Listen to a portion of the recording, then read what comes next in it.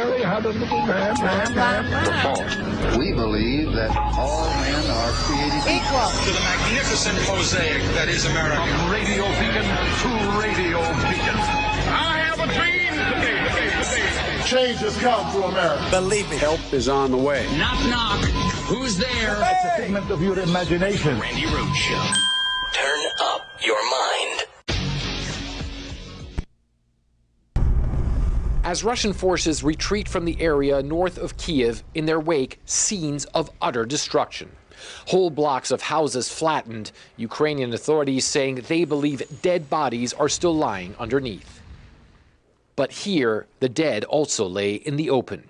Ukrainian National Police showed us this mass grave in Bucha, saying they believed up to 150 civilians might be buried here, but no one knows the exact number. People killed while the Russian army occupied this town. This is what it looks like when the hope is crushed. Vladimir has been searching for his younger brother, Dmitry. Now he's convinced Dmitry lies here, even though he can't be 100% sure. The neighbor accompanying him with strong words for the Russians. Why do you hate us so much, she asks. Since the 1930s, you've been abusing Ukraine. You just want to destroy us. You want us gone.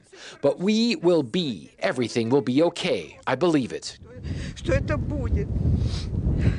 Video from Bucha shows bodies in the streets after Russian forces left the area. Some images even show bodies with hands tied behind their backs. The Russian Defense Ministry denies killing civilians and claims images of dead civilians are, quote, fake. But we met a family just returning to their house in Borodyanka, which they say was occupied by Russian soldiers. They show us the body of a dead man in civilian clothes they had found in the backyard. His hands and feet tied with severe bruises and a shell casing still laying nearby.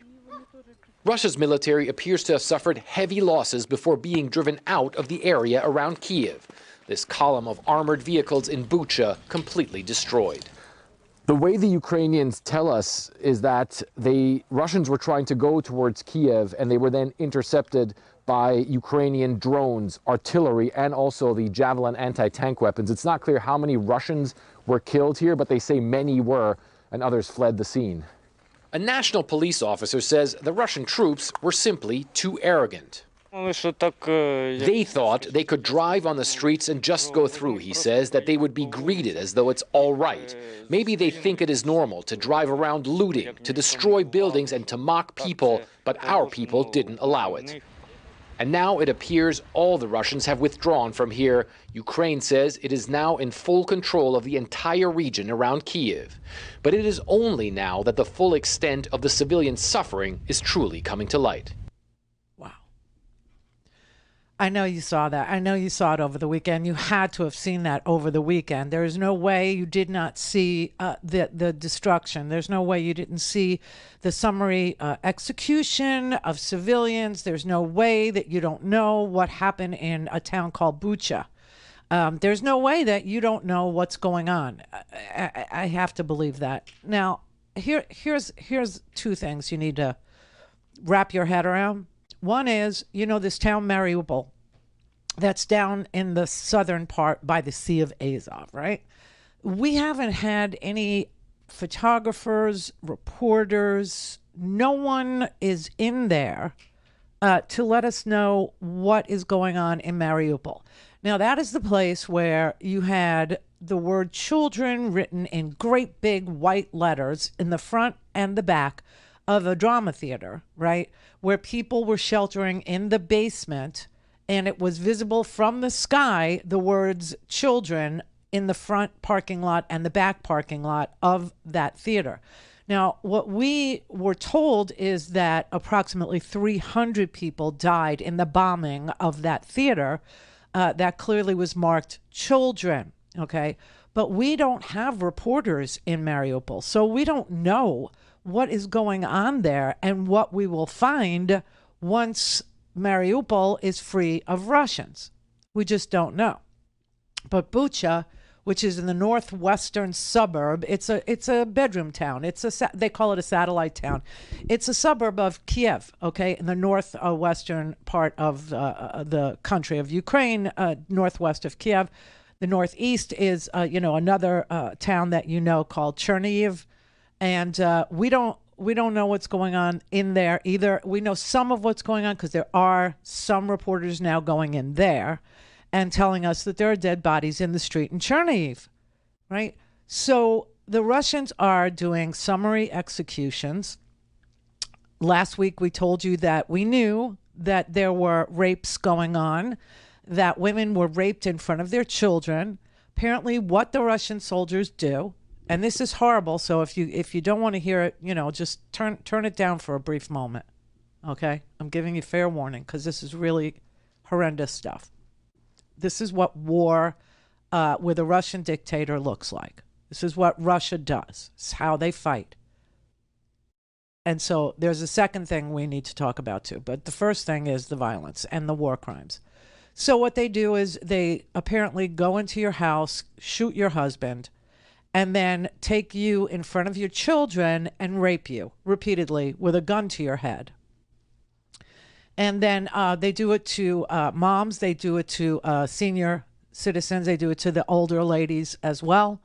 And when they're done, they either leave you or they kill you.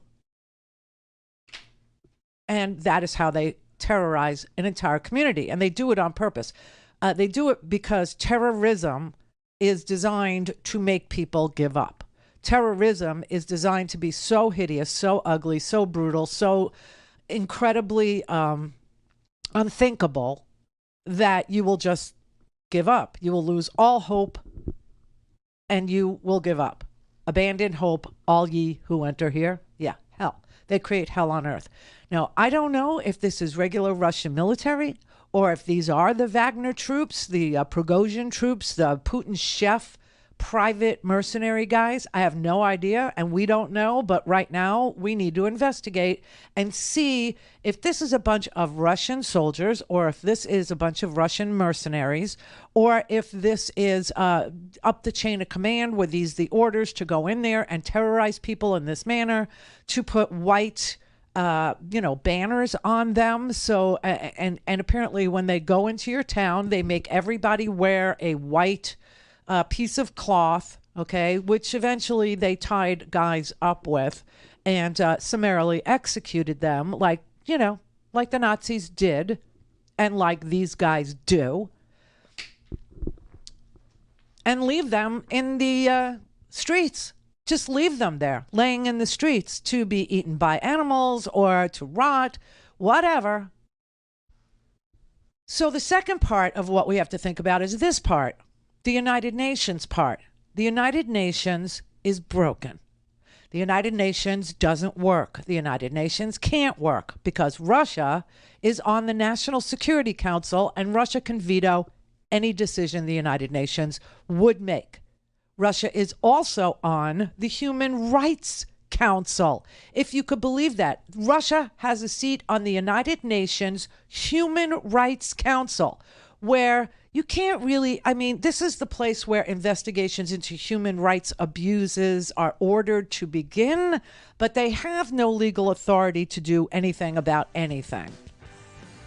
Sort of like the January 6th Commission, right? Where we watched a coup occur in our country by violence. We watched people beat police officers with Blue Lives Matter flagpoles. We watched people in tactical gear with walkie-talkies dressed up like mercenaries, dressed up like little green soldiers, literally attack and beat people inside the Capitol, the center of government in the United States of America. The January 6th Select Committee's been working to do the investigation for this entire time that we know.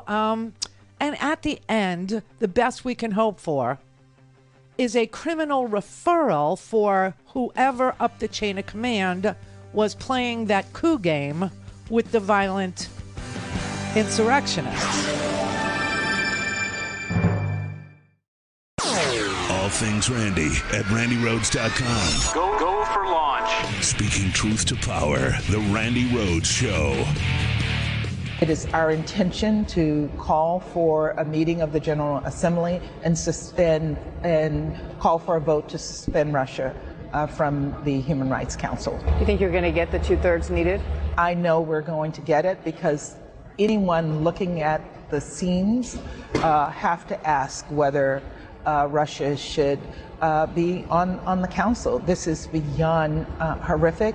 It's unacceptable, and we will ask countries to support us in that action. All right, so that's our ambassador to the United Nations, Linda Thomas-Greenfield, who was saying that she's pretty sure, and this is how it works, to kick Russia off of the United Nations Human Rights Council.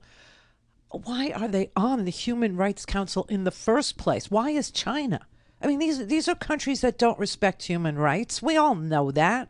Okay, so in order to get them off of the Human Rights Council, you need a 2/3 vote from the 193 member assembly in New York, where the United Nations is, okay? And so she feels pretty sure that we'll get 140 countries to vote them out of the Human Rights Council, because everybody has seen what we all have seen over the weekend in, living color, the dead people. It is the most horrific thing. And yes, this is how Russia has always fought wars. There is nothing new about this. Everybody that never knew about Stalingrad, which is now St. Petersburg, now knows about Stalingrad, which is now St. Petersburg. I think everybody gets that is the tactic that Russia took from the Nazis and has been using ever since.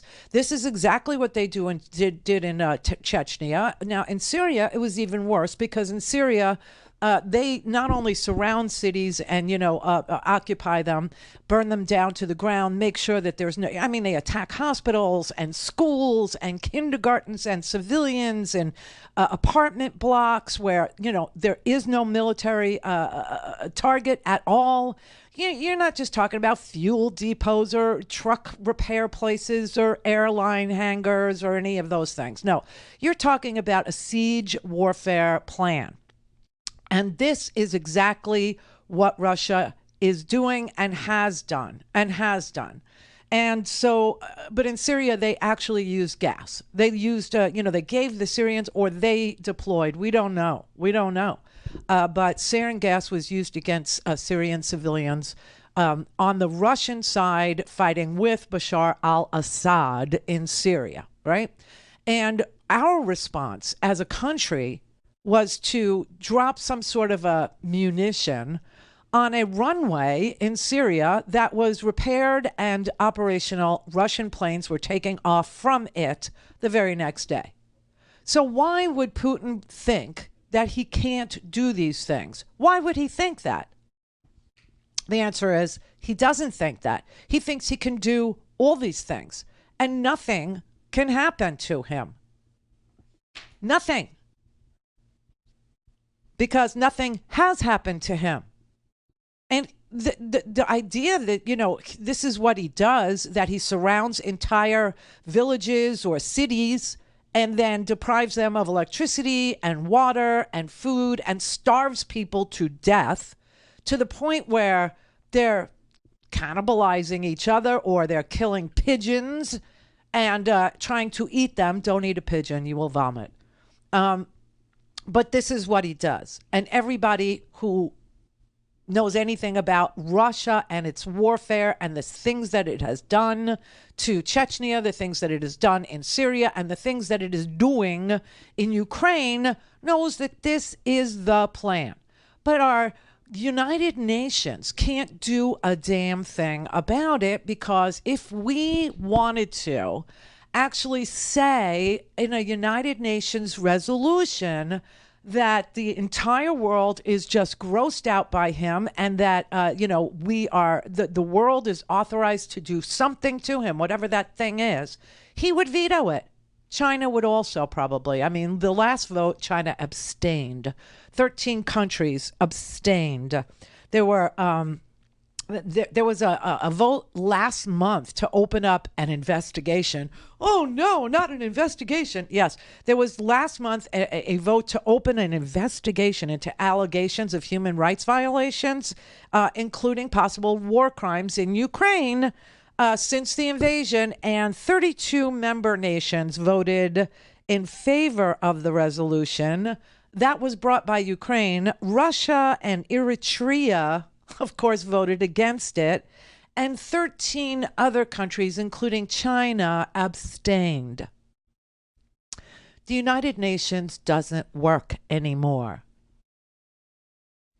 You have people, 1 million people in re-education camps in China, okay? You have summary executions and rape as a weapon in a country that did absolutely nothing but exist. That's all. It's its only crime.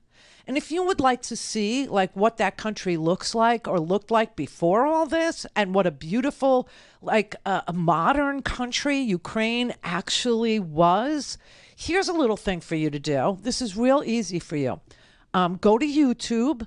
Okay, and then put in any city name that you can remember from Ukraine. Okay, you could put in Kharkiv, which had, I don't know, what, 30 universities in it. It was the most beautiful walking city with 15, 30 universities, stores, ice cream shop. I mean, just like any city that you would, think about in the United States, it looked like that. Mariupol is like Pittsburgh. Okay, Mariupol is a steel town. And it's on the ocean. It's on the Sea of Azov, right? And so Mariupol was a very walkable city, too. It was beautiful. It had modern, restaurants and coffee shops and apartment buildings, all of it, okay? Odessa is a vacation place. That's on the Black Sea, okay? And Odessa is a place where you could walk to. It's got an opera house, a symphony hall. I mean, it is extremely, extremely beautiful. Kiev is also very, very beautiful and large and walkable. It had fountains and, apartment buildings and the same thing that you would have in any of your cities, in any of your walkable cities, in any of your, fabulous New Yorks, or, it's more walkable than LA. These are real, great, beautiful places with, cobblestone streets and brick pavers and everything that. And now you look at them and you're seeing them post-Russia and they're rubble. There's nothing there. Nothing. And the United Nations can't do jack about it. Nothing. So all that's left are the alliances, right? All that's left is NATO. That's it. Because Russia isn't part of NATO, and China isn't part of NATO, and Eritrea isn't part of NATO. And I don't know what's left to do. I could tell you that Vladimir Putin is literally screaming that these photos, these videos, everything that we're seeing, fake news. Yeah, it's fake. Call in, connect. To speak to Randi, call 561-270-3844. 561-270-3844. When we find people with hands tied behind their back and decapitated, such things I don't understand, I don't comprehend. The kids who were killed and tortured, so it wasn't enough just to kill for those criminals. Maybe they wanted to take gold or washing machines, and they were killing them, but they were also torturing them as they did this. And your question is absolutely fair, but I don't have the answer. I don't know what law or what imprisonment term would be adequate for this. As the father of two children and as a president, I think that these people, if they are put behind the bars, this is one too little for what they have done. Is this genocide? Indeed, this is genocide. I mean, What else are you going to call extermination of a population of people simply for existing? And the torture of them, the raping of them, the brutalization of their children, the tying of their hands behind their backs, and the summary execution, bullets to the head. What else do you call that? I don't know what to call that. I'm not really sure what we call that. And how in the world do we just sit back, relax, and enjoy the show? I don't understand it. I'm not clear. I don't know what it is, that the world needs to see before the world actually has a little sit down with Vladimir Putin and says to him, you got to go. Time's up. But you know what happened in Eastern Europe? You know what happened in Hungary? You know what happened in Serbia? There were elections for two of the world's worst, most white supremacist dictators that Eastern Europe has, Viktor Orban and the guy from Serbia. And, in these elections of theirs, they won. Yeah, they won. So Viktor Orban, I think he's the longest serving dictator in Eastern Europe, and that's including Vlad. That's including Putin. Okay, all of a sudden, they have let's have an election, and Viktor Orban, just sails into a re-election. Do you understand that this is what the United States is going to look like if we don't get enthusiastic about where we are and where we need to go? Do you understand how fragile we are?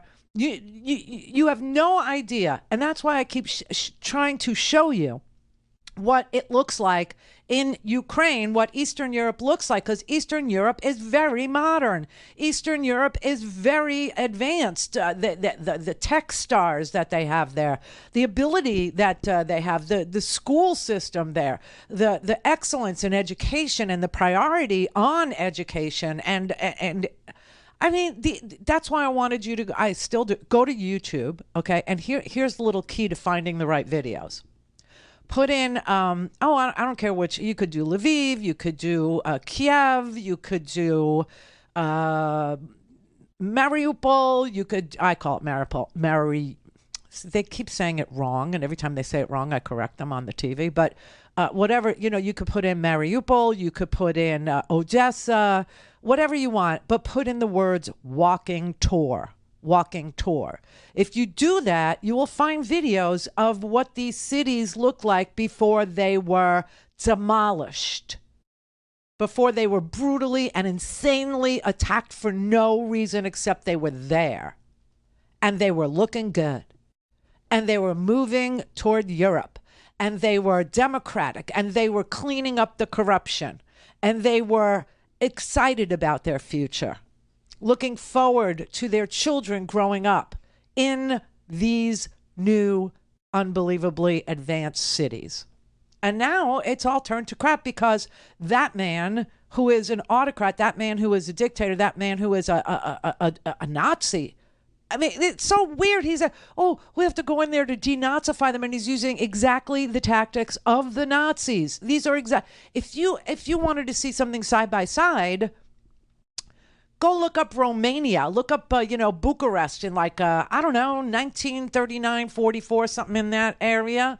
And then go look at what you saw this weekend, what we're able to see this weekend in Bucha, okay? Go look. Put those two photographs side by side. You won't be able to tell the difference except one's black and white and the other one is in color. This is Nazi stuff. This is literally extermination of a peoples. This is literally a genocide of a nationality of people. A nationality of people just because they exist. There is no other reason. There's no other reason for the kind of brutality, the unspeakable horror that you can see now. Is this genocide?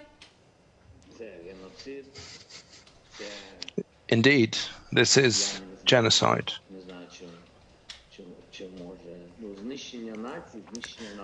The elimination of the whole nation and the people. We are the citizens of Ukraine. We have more than 100 nationalities. This is about the destruction and extermination of all these nationalities. We are the citizens of Ukraine, and we don't want to be subdued to the policy of Russian Federation. And this is the reason we are being destroyed and exterminated. And this is happening in the Europe of the 21st century. So this is the torture of the whole nation.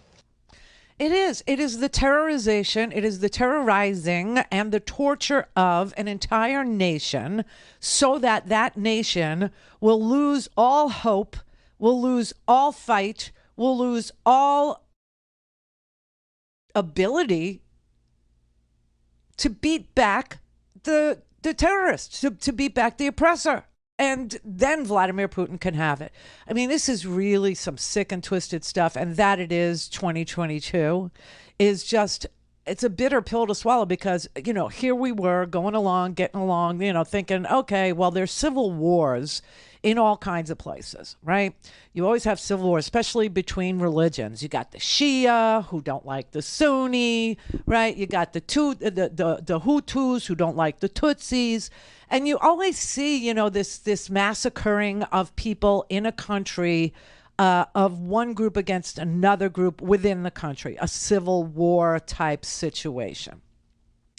This is not that.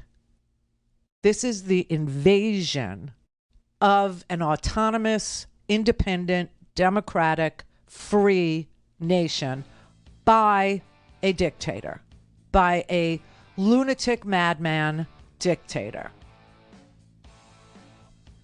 And now there's rumors out there that Vladimir Putin has cancer and he's dying.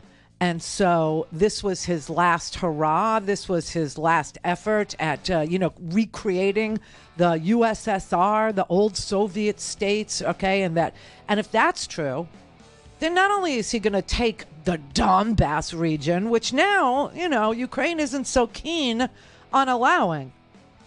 There, you know, if he would have gone in there first and, you know, done something there and taken it then at the beginning without destroying the suburbs of massive cities, maybe it would have gone better for him. But now I don't think so. I don't see it happening. Clear. This is the Randi Rhodes Show. To speak with Randi, dial 561-270-3844. That's 561-270-3844. Mr. President, your team shared with us a video, images that your government has gathered of what has been left behind outside of Kyiv that I do want to share with our viewers. And I want to ask you about it.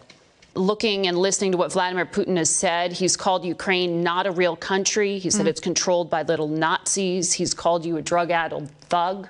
Huh. Is he someone you can negotiate with? No. As a president of Ukraine, there cannot be just my personal view about President Putin and a dialogue with the Russian Federation. I have to stand for the interests of my country, so it's difficult to say how, after all what has been done, we can have any kind of negotiations with Russia. That's on the personal level. But as a president, I have to do it. Any war has to end, just end. I'm not talking about ending this with peace, because peace in this situation when there are thousands of people killed is something that I'm not fine with. But there is no any other way. That's I'm saying as a president. There's no any other way but the dialogue. If we don't want hundreds of thousands, millions to die. But it's important to have the agreement between the two sides and understanding, or at least the desire to understand that we need to have a dialogue, because we're going to stand until the end, and they have to understand this. I don't know, and no one does, how this ends. But Zelensky's pretty sure it doesn't end with peace. we need a ceasefire first, and Russia has got to get the hell out of that country. They have to leave. They have to go. And unless and until they remove themselves from Ukraine completely and totally, this doesn't end. It doesn't end because the Ukrainians are never going to give up. They're never going to give away their freedom. They know what it is. They like it. They feel it in their bones. They know that liberty isn't free, and they're willing to pay any price at all to stay free, to stay out of, a Stalinist era Russia, which is where Vladimir Putin is taking them. This is completely and utterly barbaric. You're watching atrocities, literally atrocities. You're watching it in real time. If you ever wondered what it would have been like to be alive during 1939, 40, 41, 42, right? 3, 4, 5. If you ever wondered, now you know. Now you know. And whatever side you've landed on in your head about what the United States could do, should do, will do, must do, can't do, that's where you would have been in World War II. That's where you would have been regarding Hitler. Okay? Because these are the same damn tactics. This is the same MO.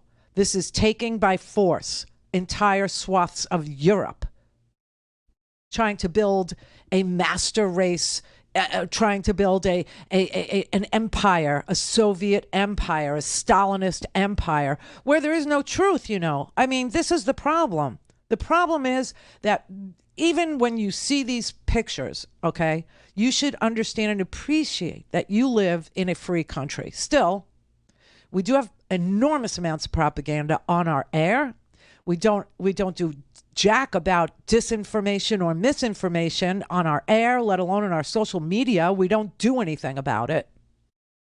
We used to. Loose lips sink ships and all that. There used to be some sort of an agreement among the American people about propaganda and how dangerous it was and how it fools people into believing that taking by force what you want in this world, taking by committing atrocities, taking by labeling people as otherizing people or pointing at people and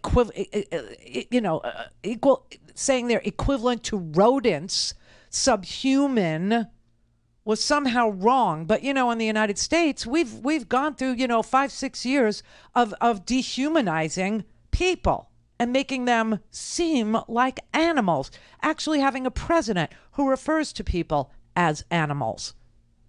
And America sat still for it. In fact, some Americans really applauded it. Some Americans still do. But that's what side you would have been on. Wherever you landed in this particular, environment that we're finding ourselves in today, that's where you would have been. That's where you would have been. And so I don't want to hear from people who support the otherizing of other people or the comparing people, human beings, to animals by a president of the United States of America. I don't want to hear that you're for freedom, because you're for something, but it ain't freedom. It's not. It doesn't even have a relationship to living free. Living free is a live and let live attitude. And once you criminalize people's behavior where they're not hurting anybody, but you don't agree with their behavior, and so it must be criminal in the law. Once you otherize people, once you say that they're not valid, that they have no right to live, that books are bad or dangerous, you're not on the side of freedom anymore. You're on the side of something else. It ain't freedom.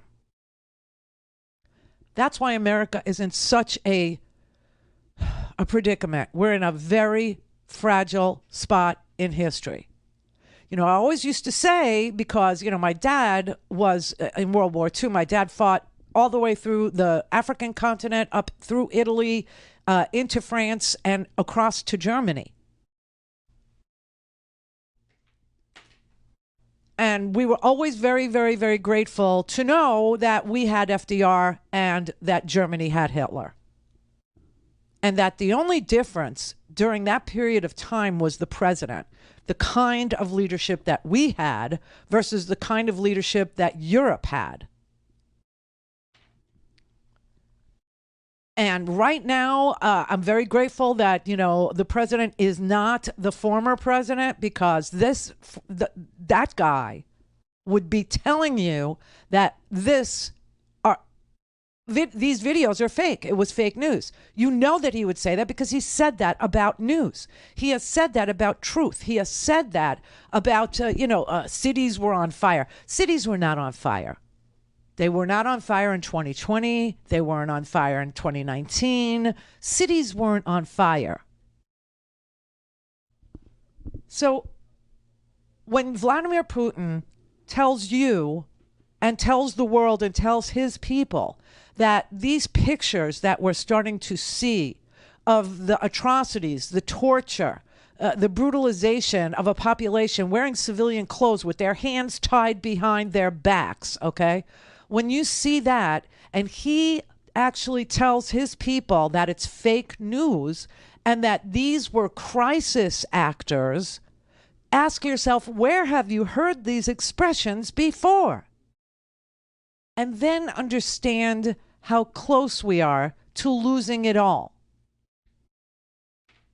Instead of looking at Ukraine and saying, gee, that's far away. And, I feel bad for them. I really do. I feel terrible. But, we shouldn't, really get involved, and we shouldn't, be enthusiastic about voting. And we should let, the Republicans ban drop boxes, or make you show proof of citizenship to vote, or we should actually outlaw LGBT kids, or we should do something about books. When you start saying stuff like that, you are no longer on the side of democracy. You're on the side of something else. And you could give it a name if you so desire or not. I don't care. Just know you cannot say that you believe in freedom and that you would die for it, or that you would sacrifice for it, or you would, do anything for it, because you won't. You won't. You're trying to turn, if this is your attitude about children and books, and that this is fake news, or that there is fake news, and CNN is the fake news, and the New York Times is fake news, and the Washington Post is fake news. If you're willing to say that, and you really believe that, and you believe that the United States is controlled by a satanic cabal of pedophiles, or anything even close to that level of being so ridiculous,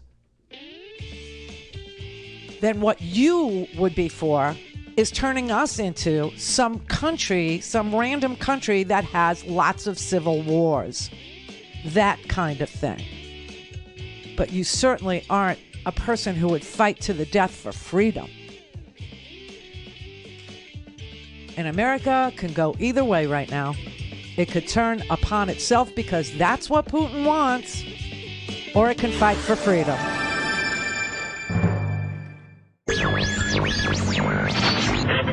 Mary had a little man. The fault. We believe that all men are created equal. To the magnificent mosaic that is America. From radio beacon to radio beacon. I have a dream today. Change has come to America. Believe me. Help is on the way. Knock, knock. Who's there? It's a figment of your imagination. Randi Rhodes Show. Turn up your mind. The situation is following. A lot of civilians were murdered. There are cases of rape. There are cases of robbery. A lot of women and children were murdered and raped as well. And children, I'm talking like toddlers. The Human Rights Watch has observed and confirmed cases of war crimes performed by Russian fascists. The answer to question why Russians did all of that is pretty much clear. It's a hate crime. You must understand that during the occupation of Ukraine by Soviet Union, Ukrainians were often treated as Untermenschen, as lower lower race. And Russians are convinced that their fascist empire must include Ukraine, Belarus, Baltic countries, and all of those territories that were occupied by Soviet Union. So their aggression against Ukraine is purely a hate crime. We're monitoring the situation here, and a couple of days ago I've stumbled upon a video made by Kadyrov's bandits that pretend they disseminate humanitarian aid among civilian population in Mariupol. The fact is that all of their products brought from Russia are actually made in Ukraine. For example, here you can see Ukrainian sausages, salami, and sugar, as well as flour. And the thing is that we have received a lot of reports that humanitarian convoys from Ukraine-controlled territory were not only blocked by Russians, but they were also robbed and confiscated by Russians that used those meals and that food that has been brought by those convoys to feed their own troops, as well as create such fake videos. So you literally cannot believe anything Russian media say, because they still claim that literally no Ukrainian civilian have been hurt during their fascist invasion in Ukraine. It's amazing the amount of propaganda that Russians are subjected to and have been subjected to for 22 years now. You know, and then prior to that also, you know, state-run TV was always state-run TV, but, you know, it infected us. You know, we had RT, and some people thought, oh, you know, what's so bad about working with the Russians in media? Oh, yeah, what could go wrong? But, you know, look, the Russian people have gotten to a point. This is what happens when people are propagandized so often, and that their own lives don't resemble what they're seeing on TV. You know, like the TV is saying, oh, the economy is great, or oh, things are really, really going well. And everybody feels like it's not going well for me, I must be a loser. Or it's not going well for me because, you know, look, I understand that 98% of the, you know, us, 98% of the population wants this, and we're getting that. And the TV is telling us, yeah, that's what you always wanted, you know, just bamboozling people constantly. What happens is people just stop thinking or believing that the truth is knowable. I've literally heard people say on Fox News that you can't know what the facts are because there are no facts. This is complete Russian talk. This is total authoritarian propaganda tactics that have been deployed against us, to divide us, to create a civil war here, to destroy us from within, to soften us so that we're easy pickings, a better target, an easier target. I mean, that's just kind of crazy, but that is the truth about why propaganda is so powerful. That's what it does to people. They just get to the point where, you know, and we've seen it. We've seen people go, well, you know, you can't fight City Hall, or, well, you know, the government isn't on your side, or, well, you know, they're all corrupt, or, well, you know, both parties are the same. Not true. It's not true. You know, Democrats make mistakes. Democrats miss opportunities. Democrats include in their ranks people who really aren't committed to the Democratic platform or the way of life that, you know, Democrats are trying to, you know, foster, or trying to lead, trying to create, you know, the bottom up, the middle out kind of a thing.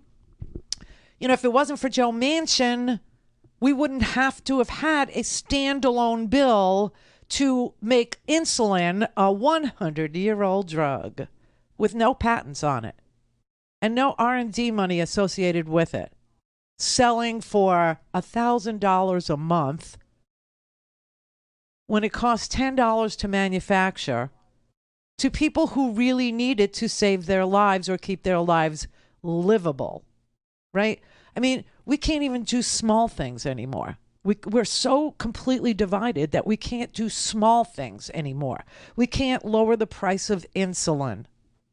We can't do Medicare for all. We can't take care of our own senior citizens in their old age who need memory care, because only the people who can afford it, right? Everyone else, go to hell, die in the streets, live in your apartment till you fall down and, the cat eats your face. I mean, we can't do small things in this country. So what makes you think we can do big things? And we need to do big things. Our infrastructure is failing. We need to make what Russia, what Saudi Arabia, what the United Arab Emirates has. We need to make that worthless. That would be oil and gas. We need to stop these crazy freaking wars of sabotage and extortion. And, the right wing, what do they want to talk about? What do they want to talk about? Lesbians. They want to talk about lesbians. They want to talk about gay kids. They want to talk about not welcoming this person or that person into the school or the public arena or the public square. That's what they're always otherizing somebody. It's always a culture war. It's always grievances. It's always misery on their side. It's never, how do we make things better? How do we move forward? How do we live and let live and just get on with it? How do we do the little things so that we could do the big things? They're not interested. They don't win elections that way. The money that they get comes from the corporate elite. So ask yourself this obvious question. How does Vladimir Putin stay in power? Oh, that's right. He endears himself to the uber elite in business. Okay? He buys loyalty with, here, hold my money. Or here, I'll give you the defense contract for, all of Russia, right? You can do a mercenary firm. Or here, I'll give you, the entire oil and gas sector. Or here, I'll give you the entire aluminum sector. Or here, I'll give you the nickel mines. Or I'll give you the copper mines. Or this is what is happening here. It's the same damn thing here. To the point where, over the weekend, one Staten Island Amazon warehouse, which employs tens of thousands of people, I don't even know if you understand how big one warehouse is, was able to unionize itself through the hard work of a guy who worked there, commuted from New Jersey to Staten Island, which is a 3-hour commute one way every day, and his whole life became 10 hours on the floor in an Amazon warehouse, 12 hours on the floor in an Amazon warehouse with a 30-minute break. And when he said something, when he became a little noisy about that being his lot in life, he was summarily fired. And instead of going quietly, he decided he was going to set up a tent outside that Staten Island warehouse and talk to every worker for 2 years about you can unionize and demand better pay. You can unionize and demand better benefits. You can unionize and demand better break times. You can unionize, It's still in our hands. We are the workers. And after the pandemic, when things shifted a little bit toward the workers, they were able to do it. All things Randi at RandiRhodes.com. Go for launch. Speaking truth to power, the Randi Rhodes Show. I've never blamed the customer. The customers definitely don't know what it entails with these jobs. So let me break it down. These warehouses are massive. They're almost 1 million square feet, if not over. They're 14 NFL football fields. I used to tell my new hires, if you have a gym membership, you have to cancel it because you're doing 10 to 12 hours of calisthenics. Your break is only 30 minutes. You're being tracked for every single second that you're not scanning an item. You have to prepare yourself mentally really over more the physical aspect, because you have to change your whole lifestyle when you work for this company. You lose family time, you lose sleep. Your commute is 2.5 hours, 3 hours, depending on where you live, what borough you're coming from. I know I lived in New Jersey, working in Staten Island, so my commute was 3 hours each way on top of a 12-hour work shift, and you're rinsing and repeating. So we're so disconnected from society. All we know is Amazon. And, when customers support this company, they got to understand our voices matter too. And we were deemed essential workers. We weren't asked. Our job title high school diploma and a GED. It didn't say work in the middle of a deadly pandemic. Yeah. And, you know, that led me to walk out and then ultimately led me to lead this union drive. And I'm happy that we were able to, once again, be successful. Congratulations to the guys that work at and the ladies that work at the warehouse in Staten Island for Amazon. I mean, you're going to have to ask yourself, do you have any fight left in you? Do you have any desire left in you to make things better? Because, you know, the idea that somebody's going to swoop in and do it for you, it can't happen. We are so polarized and so divided, and that is by design, so that the people can't come. When the people start coming, when the people start voting, that's when the people that you're voting for get scared. And then they say, well, let's put up some barriers between us and them. And voting becomes even more ridiculous. You see what I mean? And so it took 2 years to organize one Amazon warehouse in Staten Island. One Amazon warehouse. Now, you know that they were talking about doing it in Alabama, I guess. And, you know, that didn't work because something was wrong with the vote tabulation. Something was wrong with the counting of the votes there in Alabama. So they're going to have to do it again. You see what I'm saying? So you're going to have to decide for yourself if you have any fight left. And if you do, will you fight for better wages? Will you fight for better hours? Will you fight for better work environments? Will you fight for worker safety? Will you fight for standards and practices in the media so that people aren't bamboozled? Will you fight for the truth? Will you fight for, people transparency? Will you fight to get the money out of politics? Will you fight to get the money out of the Supreme Court? See, because that is where the fight needs to be fought. Those are the things we can do.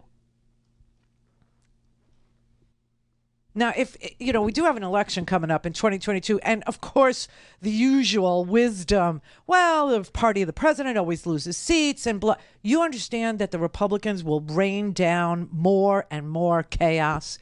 You understand that they're willing to do everything, including shut the government down, not vote for another Supreme Court justice. Let's say another Supreme Court justice, unfortunately passes away or is finally found guilty of breaking the law and can't serve. But Biden is still the president, right? But now you have more Republicans in the Senate and a majority in the House. How in the world are we going to look to them for self-governance? I mean, you can't. You can't. The amount of stuff that they've already done and the amount of stuff that they're threatening to do, the whole, the whole agreement that a president nominates somebody to the Supreme Court who is well qualified, who has a judicial temperament, who isn't completely out of the mainstream, that person is acceptable to both parties. If the president is a Republican, then you confirm a Clarence Thomas. If the president is a Republican, then you confirm even an Amy Coney Barrett 8 days before an election. But if a president is a Democrat and a year before an election, it's a Merrick Garland, the answer is no. And so that whole deal, that whole, bet is over. It's off. It doesn't go both ways anymore. So you know what they're willing to do. You know the chaos that the Republican Party stands for, that it will bring again to this country. You know that. So you're going to have to ask yourself, do I have any decency or any fight left in me? Because they're telling us yet again, Democrats aren't as enthusiastic about midterms as Republicans are. Okay, bring on the chaos then. Set us back again. I'm telling you right now, it is time for everybody to understand what a perilous, perilous time we live in. And if you learn absolutely nothing from what you're seeing on the TV screen, it's because you don't know what it looked like before. And I really want you to see what it looked like before. That's why I'm telling you, go to YouTube and do a walking tour. Put the words walking tour into your YouTube search and do walking tour Kiev or walking tour Ukraine or what? Well, that's a country. I mean, do walking tour Lviv. Walking tour Kharkiv, and you'll see, oh my God, I had no idea. Yeah, that's the problem. You don't know. that the world is a really wonderful, beautiful place when people are living in freedom, when people are living, believing in democracy. The freedom is insane, and the progress is never ending, and the education gets better and better. Lives get better and better. Or you can end up like a beet farmer in rural Russia. These are your choices, you know. Harvey in Deerfield Beach. Hello, Randy. Hello, Harvey. Listener, not a first-time caller. Oh, good. Randy, I have two questions. Mm-hmm. The first one is, if we give all this weaponry to the Ukraine, what is the difference between giving them Soviet-era planes to what we're giving them now? Well, why is there such a difference? So you want me to be technically correct, or do you want my emotional reaction to that question? Because there's two different answers, right? My emotional reaction is give it to them, right? Just let them do their thing, give them everything they're asking for, give it to them. The technical answer is that you're only allowed to give defensive weapons. I see. All right. But it makes no sense. So, because right now, anything you would give them is for their defense. They are utterly invaded. Of course. Right. So that's why I'm asking you, which answer do you want? What's the other question real quick? All right. The other question is, if Vladimir Putin were backed into a corner and NATO went in with the full force of NATO to wipe out that little puny Russian army with conventional weapons that are today's weapons, do you think Putin would actually abandon mutually assured destruction? Big question. Call in, connect. To speak to Randy, call 561-270-3844. 561-270-3844. I remember I got criticized for calling Putin a war criminal. Well, the truth of the matter, you saw what happened in Bucha. This warrants him, he is a war criminal. But we have to gather the information. We have to continue to provide Ukraine with the weapons they need to continue the fight. And we have to gather all the detail so this can be have a war crime trial. This guy is brutal. And what's happening in Bucha is outrageous. And everyone's seen it. It's Bucha, not Bucha. Bucha, like butcher. Bucha. Putin is a bucha. That's how you say it. Anyway, the question that the caller asked, I think, Harvey, you already know the answer because you walked right into your own answer, right? So here's the answer. You suggest that if we attacked Russia, if NATO, not just the United States, but if the North American Treaty, if every NATO part, all 30 countries got together and said, okay, we're going to attack, that would be offensive. You understand that? That would be offensive. It's defensive if Russia attacks a NATO country. Then the NATO alliance under Article 5, it's all for one and one for all, or the 30 musketeers, if you will, then they get to defend themselves. So the difference between defense and offense is huge. It's huge. It's technical, but it's huge. And it matters. And so that's why we don't attack Russia, because Russia didn't attack NATO, right? The only time the Article 5 alliance was ever activated since its inception was after 9/11. And so you can see that, anything that we would do would be offensive at this point.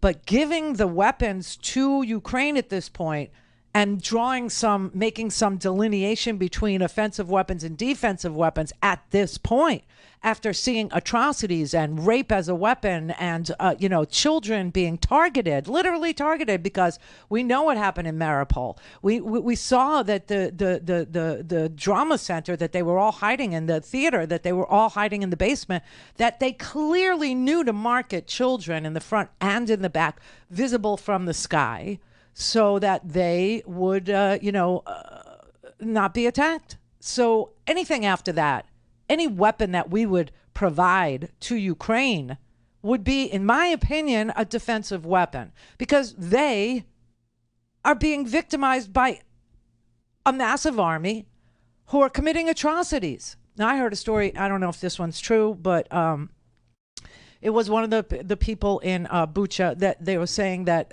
it was just a man who lived there, who came out of the basement with his wife after, I don't know, 25 days, 27 days, some crazy amount of time. They were terrified.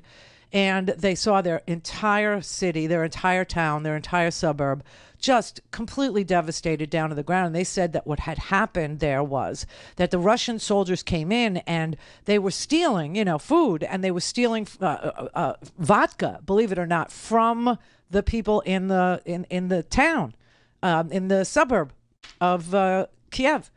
And they were going house to house, and they were stealing everybody's food, and they said they took all the vodka. These guys got wasted, and they just went on, rampages night after night after night after night. This is what they did, and that is why they were so brutal, because they were plowed. They were drunks. They were 20-year-old, 21-year-old Russians that thought they were being sent there to fight Nazis. And they were drunk as monkeys on vodka. And, that's what it looked like. That's what one person said. But the idea that they don't have the right to defend themselves at this point is ridiculous. But the thing about us, and by us I mean NATO, attacking Russia, you can't, I don't think, I know I wouldn't go for it. And then you said, even if we used conventional weapons, what would keep him from using nuclear? Nothing. So I think you knew the answer to your own question.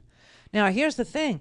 If Vladimir Putin actually used nuclear weapons on the battlefield, and they don't necessarily have to be these megaton weapons that attack all the silos and, go for, large SWAT, because something like that, if you saw 2,000 weapons being exchanged in something like that, I think, I'm not sure, but I've been reading around about this, and the conclusion from science-y dudes who look at this kind of a scenario for a living is that the Earth, we would all last about an hour. That's how fast it would be. So I don't think that's, something anybody would do. I just don't. Because they would have about an hour to live. So what's more likely are what they call tactical nuclear weapons, which are vile. They're radiological bombs. They would poison wherever they landed. The fallout from them, the radiation would be blown around by the winds. You saw what happened in Chernobyl, right? And the guys that went digging in the dirt in Chernobyl to dig trenches, the Russian soldiers who went to Chernobyl to occupy it, and then finally they were told to dig trenches there in what's called the Red Forest, and it's called the Red Forest because it's radioactive. They all got radiation sickness, and they had to be, evacuated out of there. Now, Putin's going to let them die of cancer. Some of them will die slowly. Some of them will die more quickly. But he'll let them die because they don't mean anything to him. Life doesn't mean anything to him. The only thing that means anything to him is him. So let's say he put a tactical nuclear weapon, a smaller nuclear weapon, on the field somewhere. I'm pretty sure we wouldn't respond with a nuclear weapon of our own. I'm pretty sure we would not. I'm pretty sure we would respond with conventional weapons. So I hope that helps you think through the proposition in your head about what would happen if this happened, then that.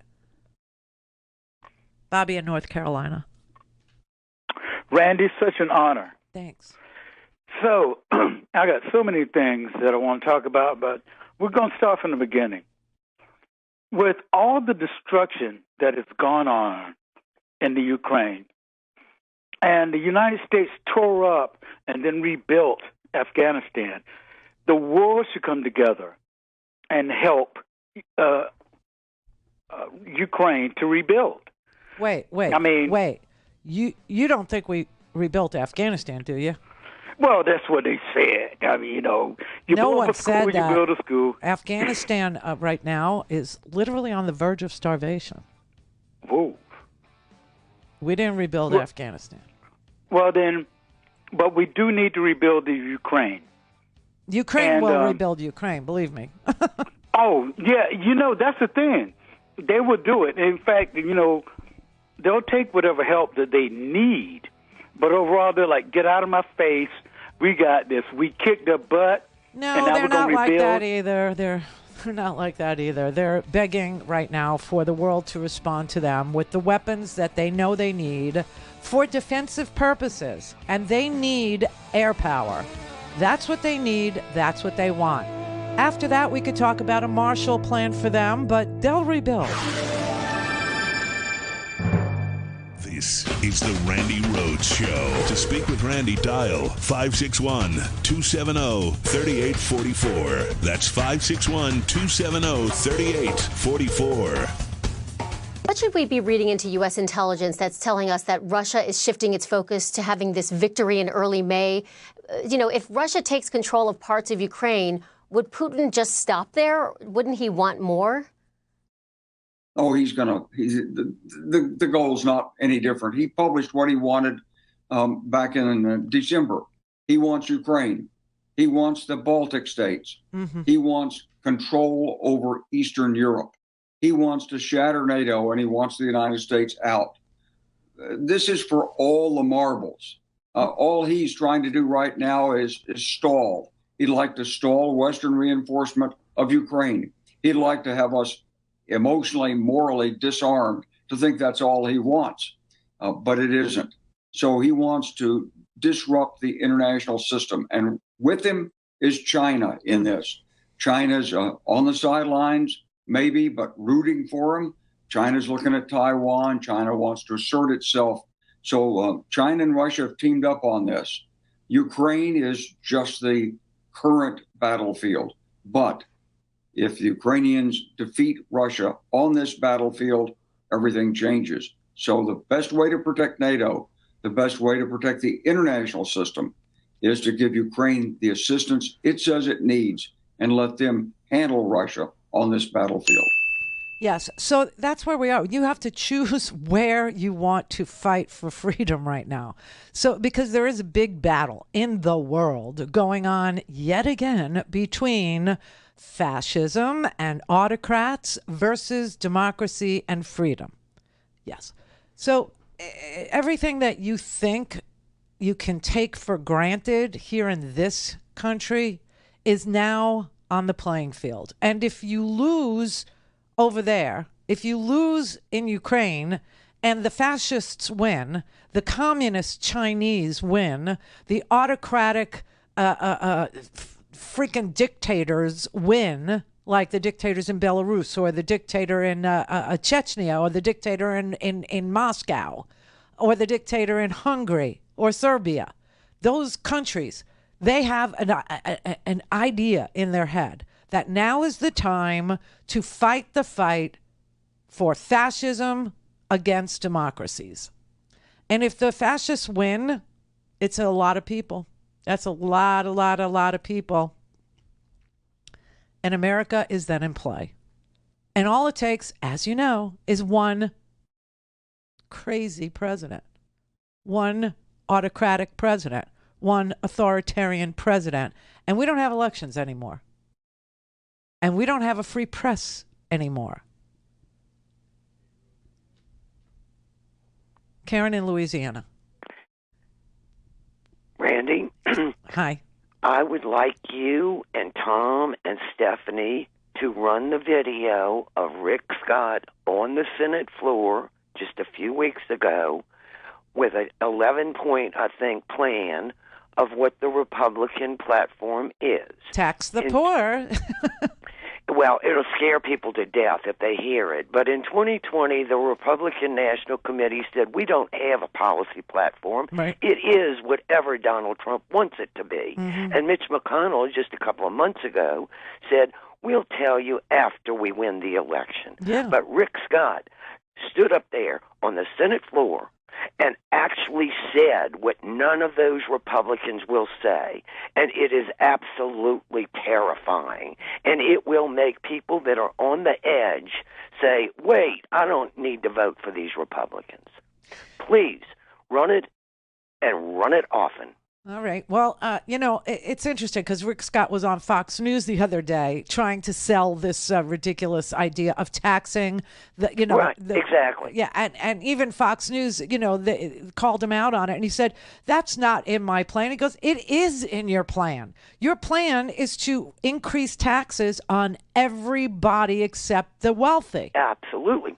So they want to kill everybody that doesn't have white skin, that doesn't have male genitalia, and that doesn't give money to them and power to them. Anybody else, skin-colored, women, forget everybody else is disposable.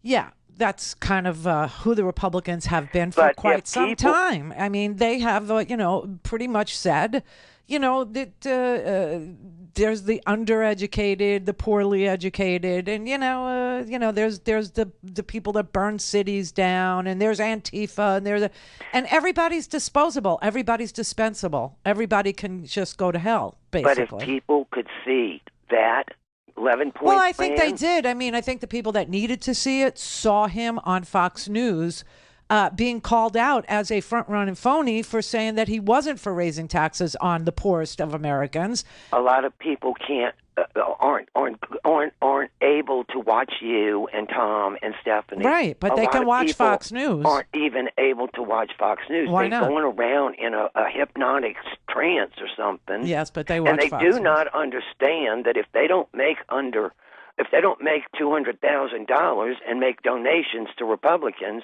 that they will be disposed of. They are worthless. They are valueless. Their life means nothing. Right. And if they don't see it and see it often, they will not be convinced that this is what the plan is, because the Republicans will not say it out loud. Well, they have said it out loud. They've said it in school board meetings. They've said it They're for banning books. Okay, here's the whole plot. Okay. Oh, you mean cancel culture? Is that what you're talking about? No, that's called accountability. You put your hands on a person, okay, that didn't invite your hands to be on them. You should be accountable. That's called accountability. Absolutely. Okay, so let's set that aside. Now, what we're talking about is that they have said out loud what the whole shebang is about for them.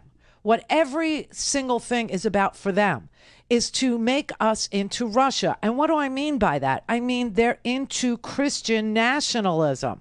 Okay, Christian nationalism that devalues women. The women have to answer to the man, and we're property again, we're chattel again. Poor people have to pay the vig in order to live on the company farm. They'll be paid in company chit. Right? I mean, they've said this. They're out loud about it. They want to ban books, okay? I know, but we need it on national television, and we need it repeated and repeated and repeated.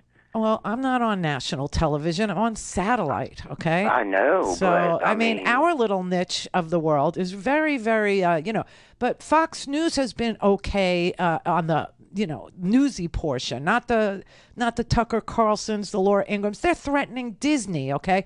They're literally saying Disney is a pedophile. No, okay? no, but those are the kind of people that need to be canceled. They're cancel culture crap. Okay, no. What they need to be is they need to be forced to tell the truth. They need to be held to a standard and a practice of telling the truth. If they're going to brand themselves news, they should have to follow basic standards and practices of journalism. No one has to be, canceled, but they do need to be held accountable. And there's been this mushing of thought, like to the point where people can't tell the difference between something offensive and something defensive. They can't tell the difference between being held accountable for branding yourself news, that it should include some standards and basic journalistic practices like fact checking, versus cancel culture. They don't get the difference. They don't understand the difference. And that's a shame in America. But that's all part of the homeschooling. That's all part of the Christian nationalism. It's all part of Donald Trump standing there saying, I love the poorly educated. Because the poorly educated are who he can lead. No one else will be led by somebody like that. Marcus in Vegas. Hello, Randy. Hi. Yeah, I just want to give kudos to this woman that just called. This has been my pet peeve here for the longest, why the Democrats aren't blasting that soundbite across the airwaves 24/7. And so, I really appreciate her asking you and others and everybody else to do our part to get that message across. I mean, in swing states, that soundbite alone ought to hand the Democrats. Just that soundbite. If average Americans knew in swing states that, hey, look, this is what they want to do, what you've been saying, and we showed that soundbite coming out of their own words. Not to mention many, many other issues where not one of them stood up and clapped and talked about. Okay, so when the Supreme Court decides the Mississippi abortion case and takes away women's rights, you think that the Rick Scott soundbite saying he wants to raise taxes on everybody is somehow convincing? Okay, I'll play it tomorrow. I got tons of them. I have tons of Rick Scott denying that he wants to raise taxes, but raising taxes. Mary had a little man. We believe that all men are created equal. To the magnificent mosaic that is America. From radio beacon to radio beacon. I have a dream today. Change has come to America. Believe me. Help is on the way. Knock, knock. Who's there? It's a figment of your imagination. Randi Rhodes Show. Turn up your mind. Judge Jackson's nomination was deadlocked when every Republican in the committee voted against her earlier in the day. I'll vote no. I'm the first time I've ever voted against any Supreme Court nominee. After 4 days of hearings, I now know why the left likes her so much. If Judge Jackson is confirmed, I believe she will prove to be the most extreme and the furthest left justice ever to serve on the United States Supreme Court. Judge Jackson is beholden to the radical left that is teaching our children that they can choose their own sex. Let me just say for the record, sex crimes against children are not fiction. Judge Jackson will coddle criminals and terrorists. Lord, I mean, come on. Sweet Jesus, deliver us from this idiocy. Okay, Democrats on the committee defended Judge Jackson against the Republican attacks. How? How qualified do you have to be, double Harvard? How qualified do you have to be clerking at all levels of the federal judiciary? They even suggested that Judge Jackson, a mother to two wonderful daughters, quote, endangers children. Oh, God. Judge Jackson is a better person than me. I know that's going to fall on deaf ears with some members of this committee. Members who unfortunately cared more about seeing their sound bites on social media. Exactly, and so they can set themselves up to try to run for president. Right, that's exactly right. So, like it or not, and I like it, on Thursday or Friday, we're not really sure, but it will be this week, we will have Justice Jackson. Justice Jackson, everybody. I love the sound of that. Doesn't that sound like an 80s action movie? I love it. Justice Jackson. Action Jackson, Justice Jackson. Woo! Carl Weather, Vanity. That helped shape my childhood, Action Jackson, boy. Pam Grier, Quentin Tarantino. Do you know what I'm saying? It's like so good. So good. Okay, so we want to thank Mitt Romney. Why? So there's 3 Republicans, and in this environment, in this climb, we would say that 3 Republicans voting for the most qualified woman I've ever seen, a woman who obviously has legal acumen, the likes of which, we can only gape at and hope to God one day, we see our children or somebody we know have the ability to poise themselves and hold themselves with such grace under such pressure and attacks and be able to think their way out of a paper bag and come up with, the right view of what the Constitution is designed to do and why it's there and how, to respect it and how to understand it and how to implement it. Because every Supreme Court decision, everyone, I don't, whatever your issue or issues are, the Supreme Court affects every single American's life, every single one, whether it's the ACA and, whether or not you can have the Affordable Care Act, which, by the way, there was a momentous occasion today at the White House with Barack Obama, believe it or not. It was great to see him. It was Barack Obama, President Biden, Vice President Harris, celebrating the 12th anniversary of the passage of the Affordable Care Act. It was really, really good. I'll just play you like a few seconds of it. Thank you. Vice President Biden, Vice President. That was a joke.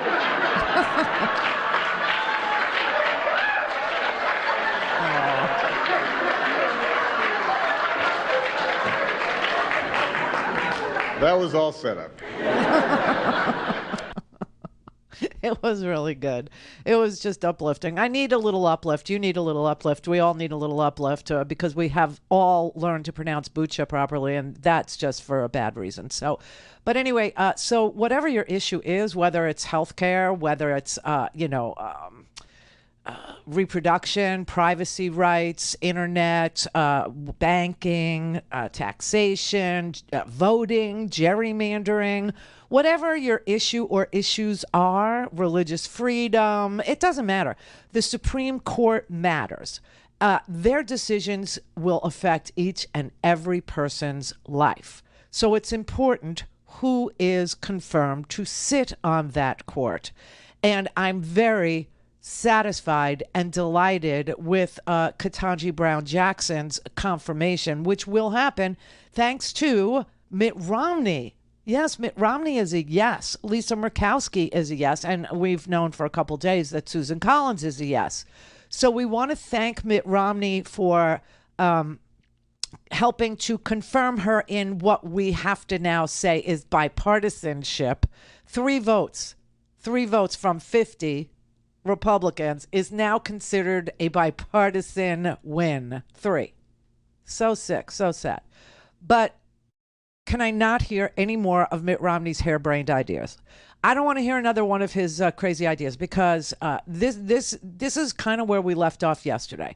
People wanted us to talk about what is going on in America. People wanted us to talk about not just KBJ, but they wanted us to talk about Rick Scott wanting to raise taxes on ordinary Americans, meaning everyone who makes less than $100,000 a year in this country under the Republican GOP campaign fund, which, Rick Scott, the senator from Florida, the one that looks like a skeleton, a walking dead skeleton, put out his platform, his 11-point plan for what the Republicans will do to America if they take the Senate in the midterms, right? And one of the things, well, there's 2 things in that plan that are just shockingly brazen and ugly. One of the things is that everybody making less than $100,000 a year would get new taxes levied on them just because Rick Scott feels like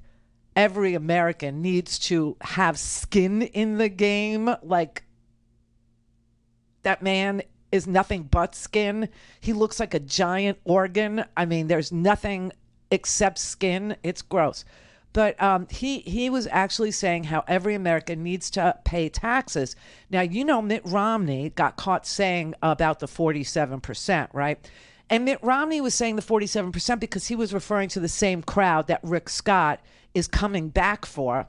47% of Americans can write down their obligations to pay taxes because either they don't make enough money or because they have children and they get an earned income tax credit or a child tax credit, or there's certain things that are still available for middle income people in this country.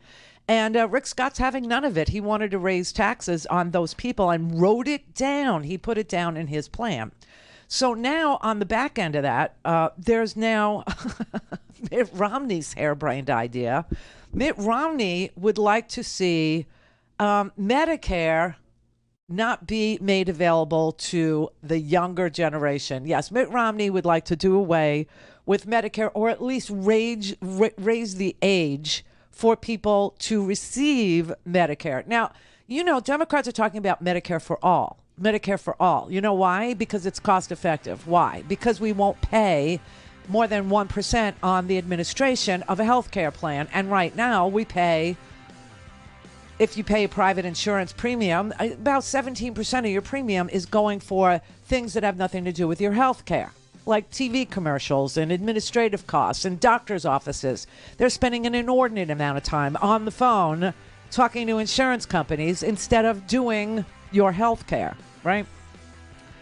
So instead of the Democrats wanting to expand Medicare and turn it into Medicare for all, Mitt Romney wants to raise the age for participating in Medicare. Yeah, he wants to raise it from 65 to 69. And also Social Security. He would like to raise the age of participation for Social Security. Like I said, thanks but no thanks to Mitt Romney.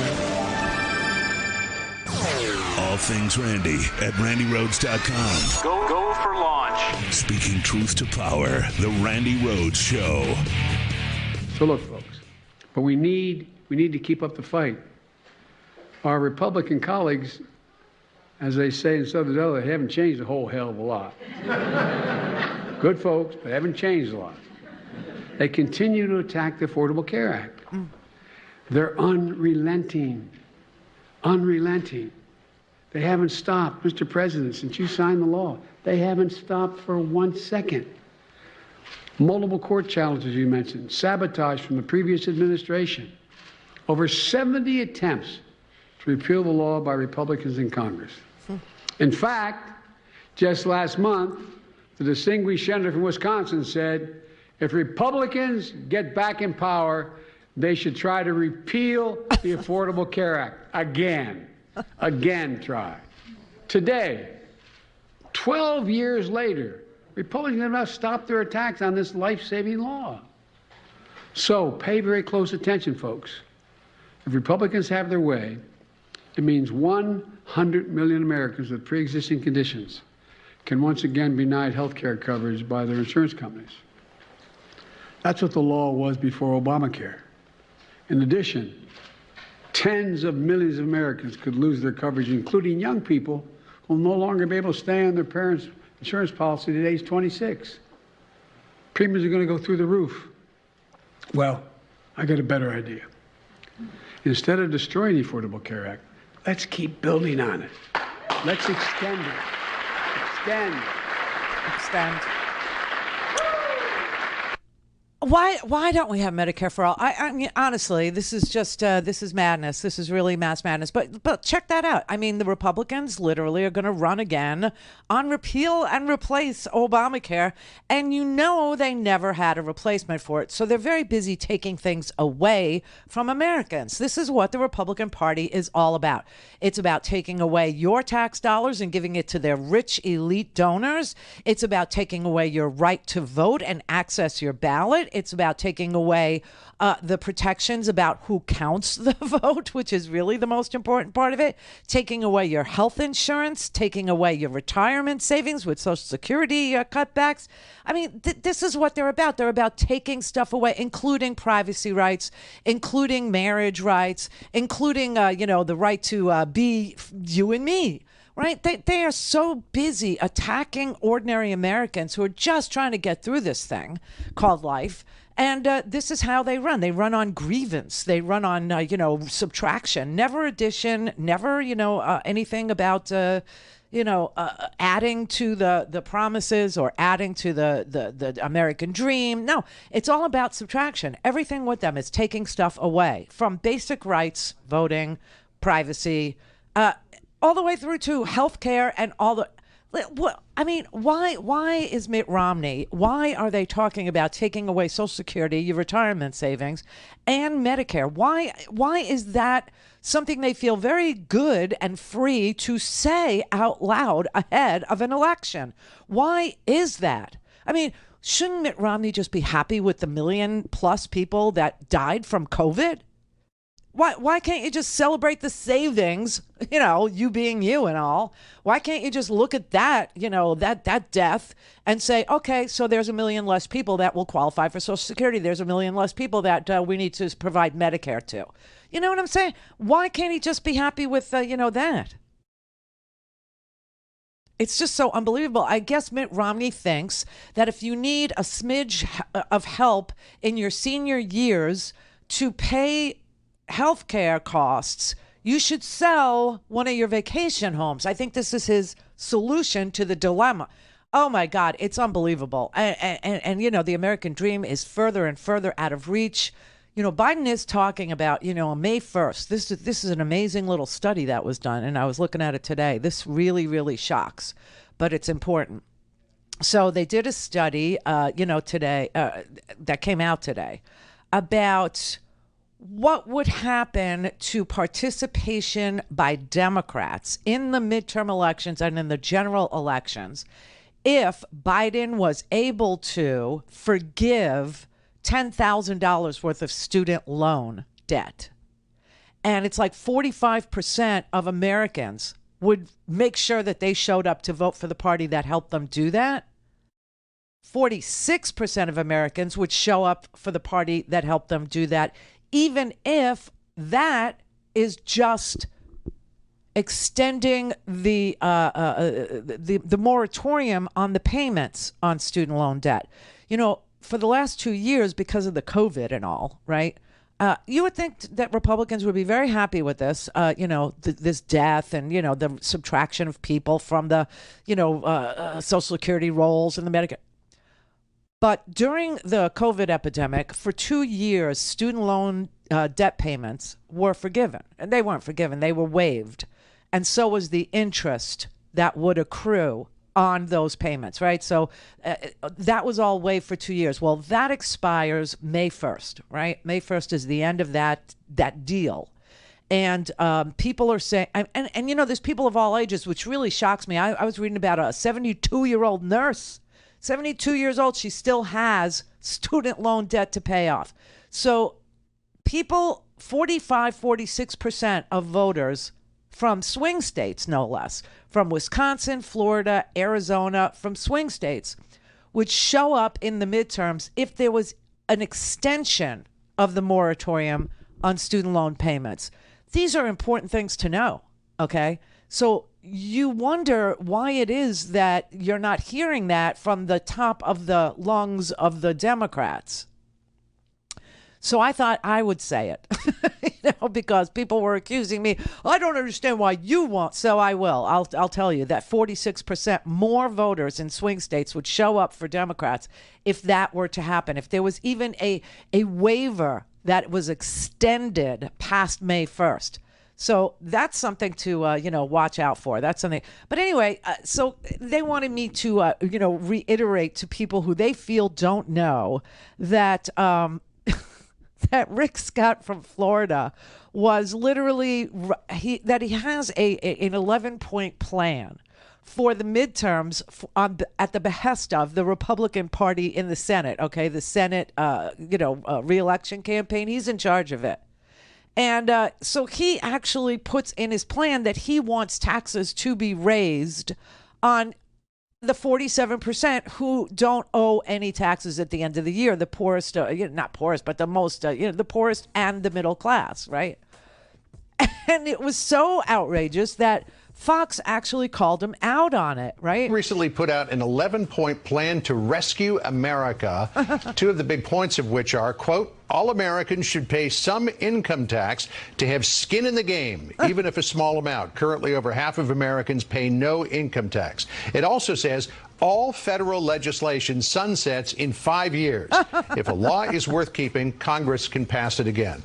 So that would raise taxes on half of Americans and potentially sunset programs like Medicare, Medicaid, and Social Security. That is what they're for. And don't forget, repealing and replacing Obamacare. This is what they're running on. This is it. This is really the whole, it's a subtraction game. And they're taking from you.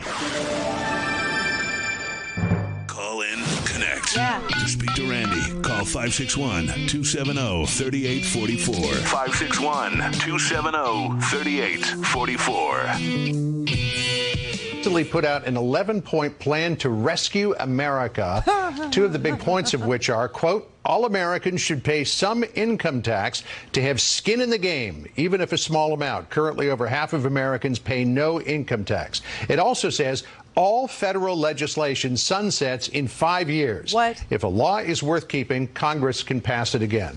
So that would raise taxes on half of Americans and potentially sunset programs like Medicare, Medicaid, and Social Security. Why would you propose something like that in an election year? Sure. Well, John, that's, of course, the Democrat talking points. It's a No, it's in the plan. It's in the plan. But here's let's think about reality for a second. First of all, let's talk about Medicare. But Senator, hang on. John. So it's not a Democratic talking point. It's in the plan. Hello. It is in the plan. And this thing about sunsetting all the laws every 5 years, I mean, how often does Congress do big things? We can't even do small things, okay? We can't even, like waive student loan repayment for another year to let everybody, come back into the, workplace, come back into the fold and deal with inflation, right? We can't even do little things like that. So they want to do big things like, pass Medicare every 5 years. Is it just me, Randy, or is he giving off serious cult leader vibes? Oh, I think it's funny he's talking about reality while he's waiting for Xenu to take his soul back to Haley's Comet. Well, he is a character. I mean, he's a comic book character. The guy is freaky. He's freaky looking, okay? He looks like, Bat Boy. He looks like that character on the daily, world news when I was growing up that my mother would never let me read. And it was always like about the kid that was born an old man and was getting younger each day. And then Bat Boy was always on the cover. That's who Rick Scott looks like. He looks like Bat Boy.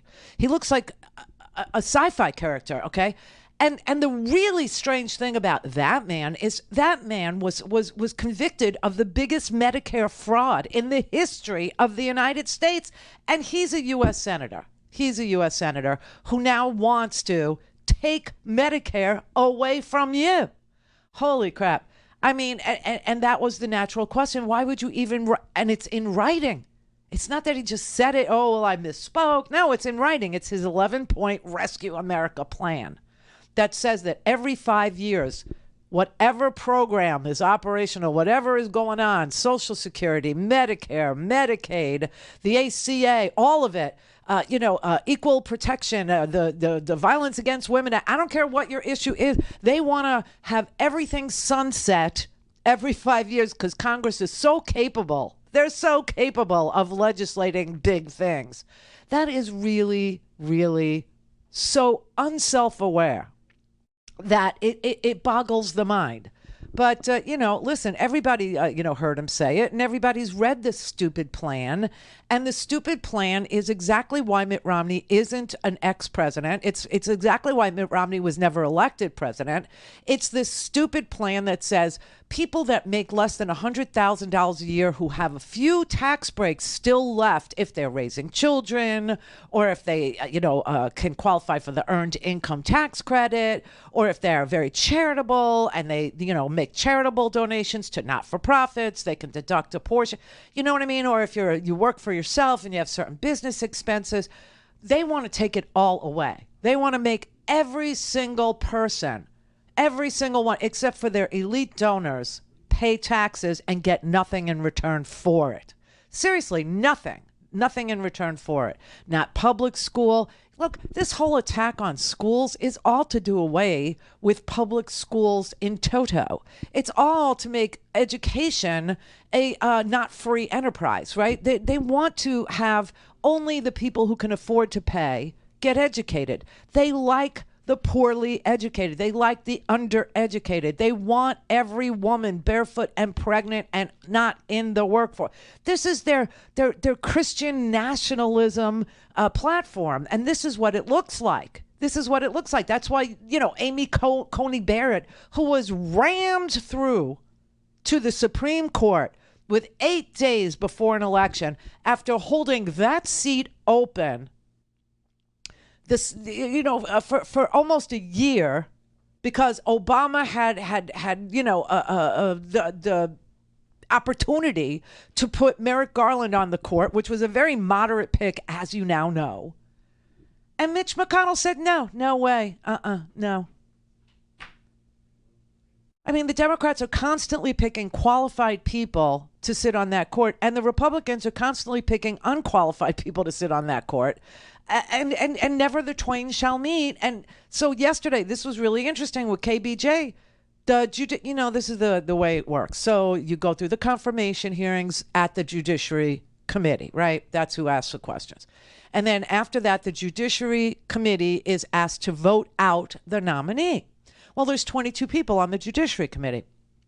That's an even number. So when the vote was taken yesterday, it was 11-11. 11-11. It was deadlocked. Just so that they could tarnish her. Just so that they could dirty her up. Just so they could say, well, we didn't vote for her and she's not whatever. So they had to do something called a discharge petition to throw it to the whole Senate and ask the Senate to discharge her confirmation from the Judiciary Committee to the full floor. So that's a procedure called the discharge petition. So that passed with 53 votes. And so that's how we know that Romney and Collins and Murkowski will vote for her in final confirmation. But I mean, these people are disgusting. And Lindsey Graham, he sat there on the committee yesterday and lied.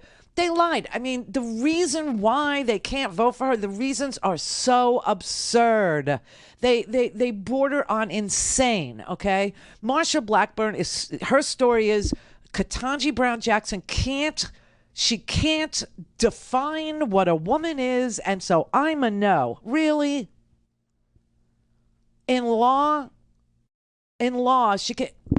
I mean, this is just so sick. So by the way, I want you to know that Marjorie Taylor Greene went ahead and defined woman for you. Here it is.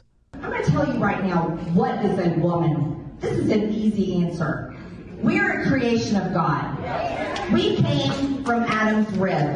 God created us with his hands. We may be the weaker sex, we are the weaker sex, but we are our partner, our husband's wife.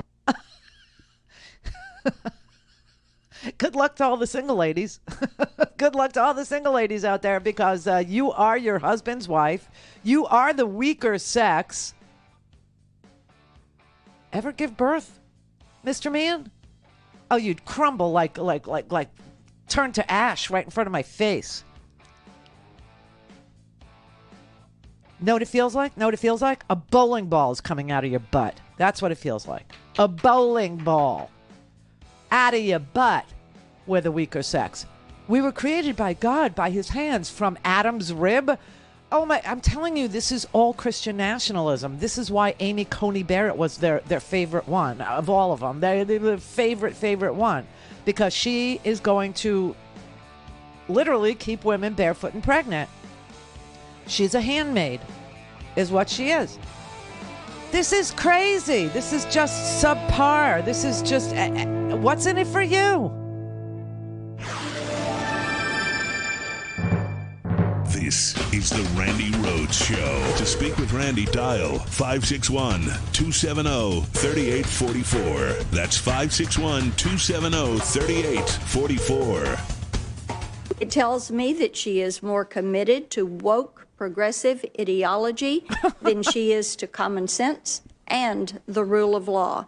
And it tells me that she will not be able to decide with impartiality the cases that are sure to come before her as a Supreme Court justice. How, for example, will Judge Jackson be able to resolve sex discrimination claims if she can't decide whether the parties before her are women? Marsha. Don't you have, some beauty to consult or something? She's a beauty consultant is what she is. She's a home ec graduate. And she's sitting there reading words that some legislative, staffer gave her to read. This is just so insulting. I swear to God. So, by the way, when we have to get sex education from Madison Cawthorn, we're so effed, okay? Madam Speaker, the left has ripped away the pen of truth from the author of life. They've exchanged natural science for a party platform and declared war on biology. Your left-wing movement is forcing children to endure radical expressions of sexuality. Mm-hmm. And yet, you can't even define what a woman is. You might amend a bill, but you'll never amend biology. Science is not Burger King. You can't just have it your way. I am the youngest member of the House of Representatives, and I never imagined that one of my sacred duties in this hallowed chamber would be explaining to the House Speaker the difference between a man and a woman. Take notes, Madam Speaker. I'm about to define what a woman is for you. XX chromosomes, no tallywhacker. Oh, shut up. XX chromosomes, no tallywhacker. What is the dealio with taking? Don't you have a court appearance or something for a speeding ticket? Don't you have to go to court? Honestly, this is crazy. This is just madness because she was asked to define a woman and her answer was, I'm not a biologist. Okay. And what is with the Republican Party and their obsession with organs, but not the brain? I find that fascinating. Everything is about, the ovary or the uterus, or it's about the tallywhacker, but never the brain, never the brain. Listen, here's what I know that a Supreme Court justice needs to do. Grant equal protection to all people in this country under our law. That's it. It's not complicated. Equal protection under law. Period. End of story. What is with them? They caught her. This is and Lindsey Graham. Okay, he took a different tack. Lindsey Graham decided that he was going to not only lie, okay, but he was going to rewrite history itself. Now, about her being the first African-American nominee before this committee of the Supreme Court, that's true. And the reason that's true is because of what y'all did to Janice Rogers Brown. What? The only reason that's true is because my Democratic colleagues back in 2005 filibustered for 2 years, 2003 to 5, Janice Rogers Brown, a Supreme Court justice from the state of California that was picked by President Bush to be on the D.C. Circuit Court of Appeal, the same court that I voted for Judge Jackson. It's kind of a one level below the Supreme Court. And you were for her. And for 2 years, there was a wholesale filibuster of her. And when it got to be possible for her to be on the Supreme Court as a possibility, then Senator Biden said she would be filibustered. Senator Durbin, Senator Schumer, all filibustered her and told this body that if you pick her, she's likely to be filibustered. That's why Judge Jackson is the first African-American nominee to come before this body to be on the Supreme Court, because you made it that way. What? Okay. Does anybody in this audience remember Janice Rogers Brown's name being put into nomination for the Supreme Court of the United States? Because it didn't happen. Never happened.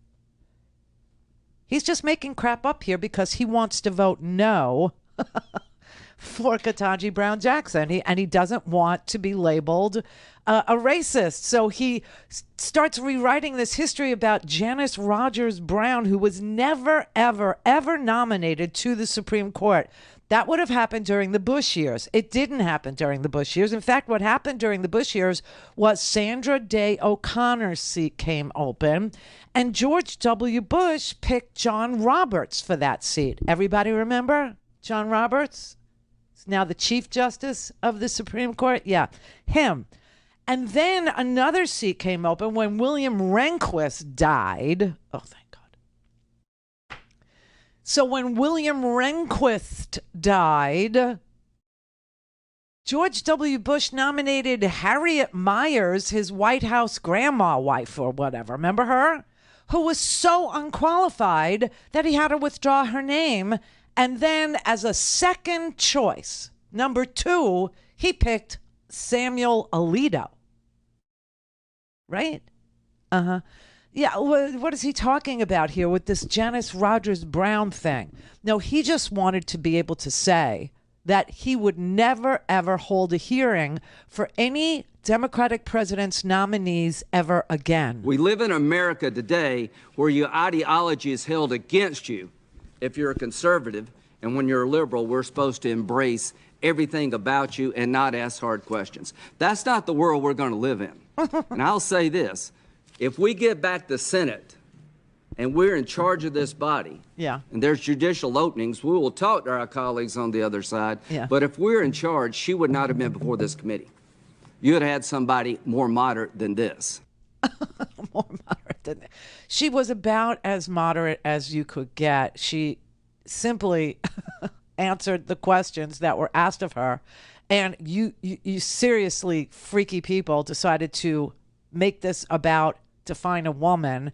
And when she said, I'm not a biologist, I'm not going to sit here and give you my definition of what makes a woman, you decided that you'd go to town on her as being some sort of a radical, some sort of the woke mob.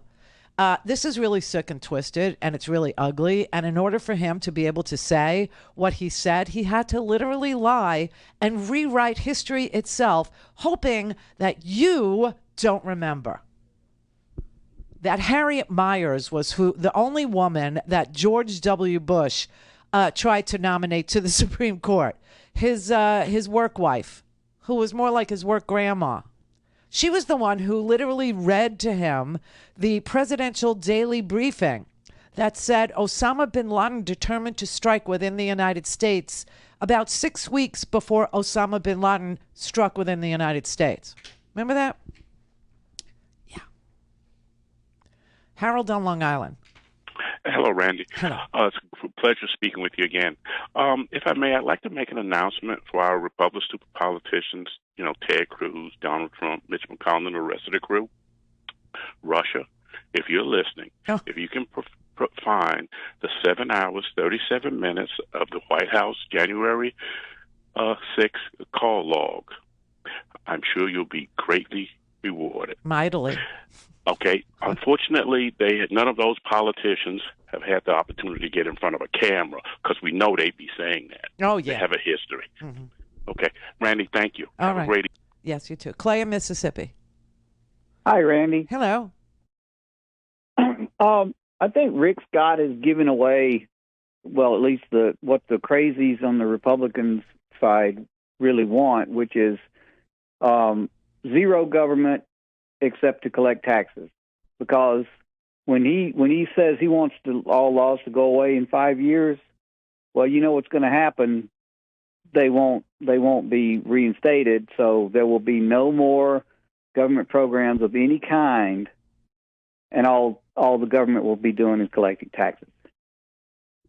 No, I mean, their entire platform is one of subtraction, taking stuff away from you. It's not just taking away your money, which is a big part of what they want to do so they could redistribute it to the very, very, elite, a la Russia, a la Putin, okay, to keep them loyal to this party that stands for taking stuff away from the rabble, which is us, right?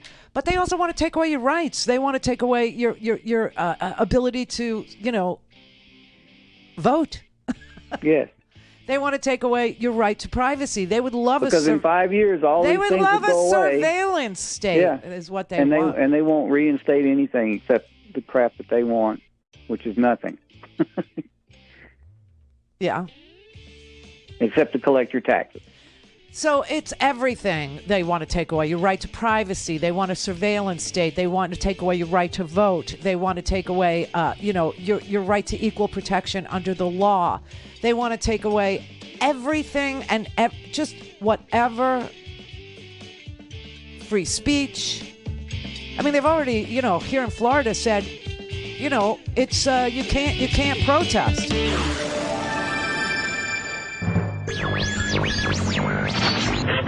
Mary had a little man. The fourth. We believe that all men are created equal. To the magnificent mosaic that is America. From radio beacon to radio beacon.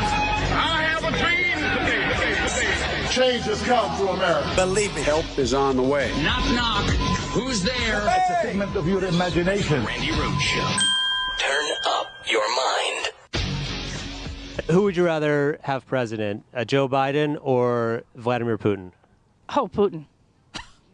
Definitely. And why is that? I believe he's been given a tough... Since World War II, Russia's been the bad guy, when in actuality the Nazis left Germany and they ended up going to the Ukraine, coming in here. George Bush was actually... Thank you. George Bush was actually a Nazi. This country is in deep doo-doo. What? She was I'm glad he found such an informed person to interview. Okay, she was so that's real the historian. That's the good liars. They go to every Trump rally, they go to every Trump event, and they talk to the people that are attending. And this is the crowd. And I'm trying to show you that the poorly educated, the undereducated, the cult-like, believers in satanic cults and believers in, everything from fascism to Putinism to Nazism, they all attend these rallies. They all support the autocrat. They all support Donald Trump. They would rather have Vladimir Putin as president of the United States than they would Joe Biden. Who, by the way, we opened up the show by saying that there was this interesting study that said that 45 to 46% of the American people in swing states, Arizona and Florida and Wisconsin, etc., would show up in the midterms and give their vote to the Democratic candidate or candidates that appeared on their ballot if there was a waiver on the obligation to begin to pay back student loan debt. And guess what just happened? Well, it hasn't happened, but it will happen. Okay. CNN is reporting that there is going to be a waiver that the Biden administration is set to extend the student loan repayment pause until the end of August.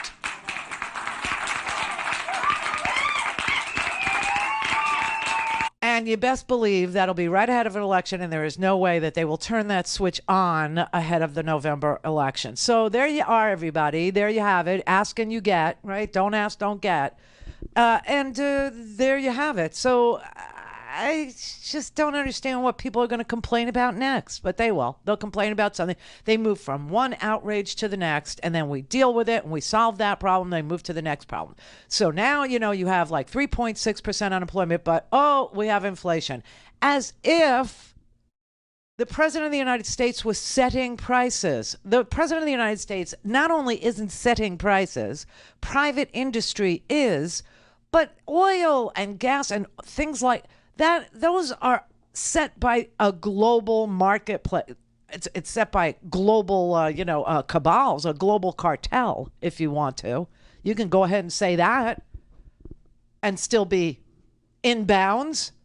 It's a global cartel that sets the price for oil. It has absolutely nothing to do with the American president. Oil is a global commodity. And you have private interests that own all the freaking black gold, Texas tea, and they set the price. But it never fails that they will blame Joe Biden for the price of gas, which, by the way, somebody last night on, what is that Next Door Does everybody have next door for your neighborhood, for all the people to bitch and complain and moan and then say, what flower is this? I'm very good at that one. What flower is this? Passion flower. Don't plant it. It has tendrils. It'll choke out everything near it. Like a missing dog sleeping under the car. Whose is this? I will kill you. Yeah, that makes people want to come forward and say, yes, that's my dog sleeping under the car. And you know what? That's my car. And that's my driveway. No, so anyway, yesterday on Next Door, they had this, Joe Biden sucks. Look at the price of, and by the way, it's America's problem because the price per barrel came down and it's still high at my gas station. Okay, here's a little lesson about the price of gas. So your gas station, probably owned by mom and pop, especially if it's, a franchise. So they had to get a delivery of oil and gas. They had to get a delivery of gasoline. Okay, let me put it that way. They had to get their delivery, and they paid for that delivery at the price that was set for the delivery. And now they have to charge you whatever so that they can pay for their delivery. Once the delivery is done and then they take another delivery at the lower price, that's when the price will go down in your neighborhood. Joe Biden isn't going around your neighborhood doing that. And I tried to explain that last night, just like I explained it to you. Just like I explained, just like that, in like 2 sentences. Oil is a global commodity. The world sets the price, not the president of the United States. Price of gas comes down at your gas station after they get their next delivery at the lower price. And I get blocked by a moderator. Too political. You can't tell the truth in this neighborhood. So I just want you to understand that everybody goes from one outrage to the next outrage to the next outrage to the next outrage when the outrage is the same over and over again. And the outrage is that we have a party in this country that is so irresponsible and so completely aligned with the kind of support for the very uber elite that you see in fascist dictatorships, that you see in Russia, that you see in communist countries, not in democracies, okay? And we have an entire party made up of those people that want to subtract from you everything that's good and decent about the Equal Protection Clause of the U.S. Constitution, everything that's right about free speech, everything that's good about America and the American dream. They are very intent on taking that away from you under their outrage machine, okay, by telling you what to be outraged at now. And they keep moving the goalposts from this outrage to that outrage to this outrage to that. But every once in a while, they show you exactly what their agenda is. They show you who they are. And when they do, you need to believe them. Lindsey Graham literally sat on the Judiciary Committee, okay, holding the Supreme Court in his little hand and chose to rewrite history, chose to lie about why he was able to vote for Ketanji Brown Jackson less than a year ago, okay? And now he can't. And now he has to flip-flop on that. And the way that he had to explain it included lying to you about American history. It had to. Otherwise, he would have been in the same category as Marsha, who isn't a lawyer, who has a degree in home economics and was a beauty consultant before she became a member of the House and then rode that hostility that is just below the surface in the Republican Party for 20 years into her Senate seat. It's just, and here's what they see, and this is what they love about fascism. This is what they love about autocracy and oligarchy and kleptocracies around the world, okay? This is what they see. They see that there is this man who has been proven for all the world to see and know to be a person who commits atrocities against people whose only crime is they exist. Ukrainians, right? It is genocide because genocide isn't just a religious persecution and it's not just a racial persecution. It's also a nationality thing. If you just wipe out a whole nationality, that's genocide too. And he's committing genocide in plain view of the world, right? And guess what? No one can figure out, not any of the great legal minds, not anybody who is a party to the Geneva Conventions, not anybody who, thinks that The Hague is a real thing. No one can figure out how to hold this war criminal accountable. They love that. All things Randi at RandiRhodes.com. Go for launch. Speaking truth to power, the Randi Rhodes Show. Meanwhile, new Maxar satellite images are contradicting Moscow's claim the bodies of the civilians were placed in the streets after Russian forces withdrew from Bucha. A New York Times review of video and images from the U.S. intelligence contractor appears to corroborate recent social media posts and videos revealing bodies in the streets left in the open for weeks. A warning again this morning, the images we're going to show you are graphic. Russia claims it withdrew from Bucha on March 30th. This image showing 7 bodies lining the street reportedly was taken on March 19th. And here are 2 side-by-side images of a body lying near 2 abandoned cars on the left. An image from social media taken 3 days ago appears to match the satellite image on the right, reportedly taken back on March 21st, when Russian forces, by their account, still occupied the town. Russia claims images from Bucha have been faked. All right, so they're saying, Russian forces, and I think you're thinking that it's, people from, Moscow and St. Petersburg and Siberia. No, I've seen the staging area prior to this takeover of this town, Bucha, right, and other towns too. You know who this is? These are the Chechens. These are the Chechen torturers. These are the people that literally will rape you. They will rape you in front of your children, and they will then shoot you in front of your children after they rape you in front of your children. These are some of the most insane, terrorists I've ever seen in my life do this kind of war. Well, these are war crimes. I mean, rape is a war crime, and obviously,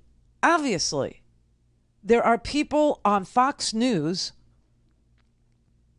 Swear to God, Tucker Carlson actually said yesterday, well, what if they were crisis actors? What if it was staged? What if it is fake? What if Vladimir Putin is right? Why can't I ask these questions?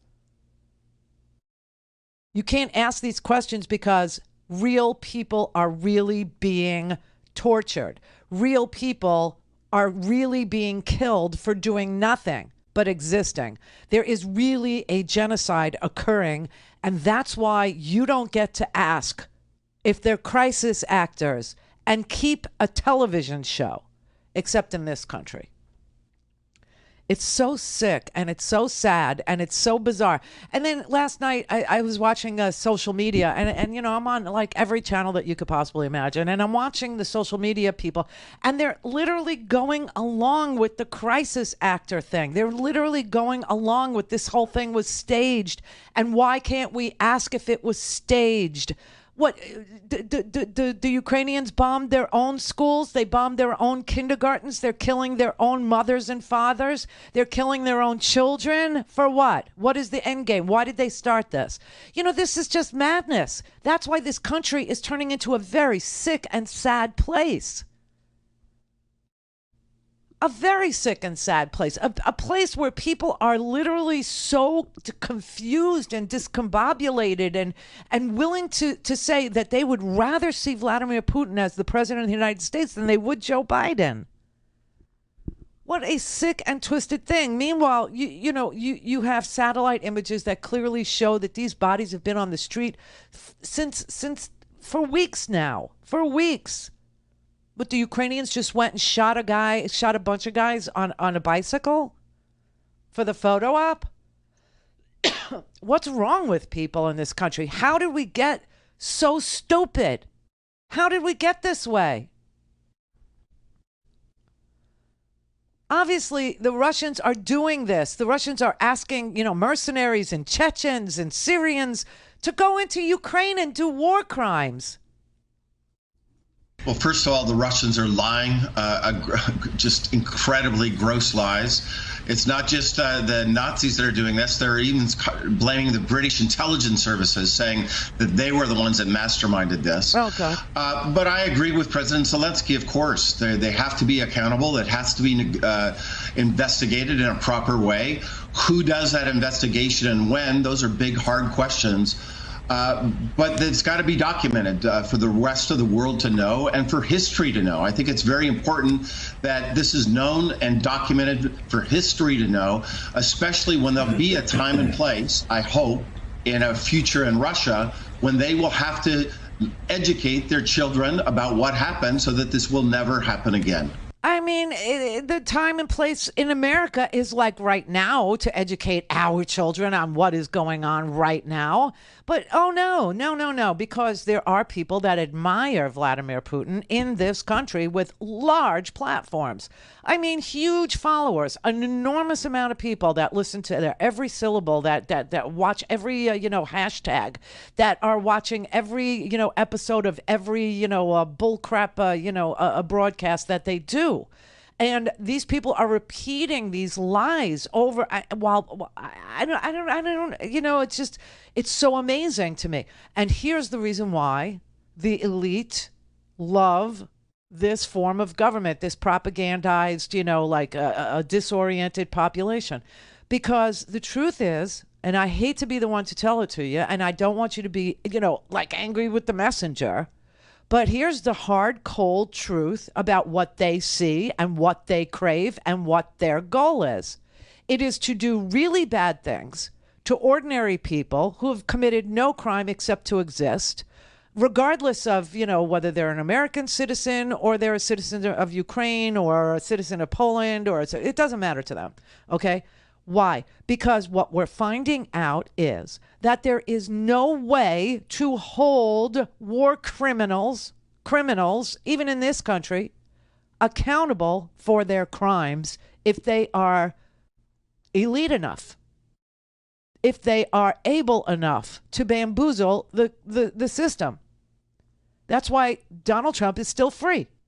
This is a man who we have on tape talking to Georgia's Secretary of State on tape for an hour, telling him to fix the election, to find him one more vote than Joe Biden got, and extorting him, telling him it's, you're going to be sorry, you really will, and telling the lawyer on the phone, Mr. German, he likes his name, German, he likes his name.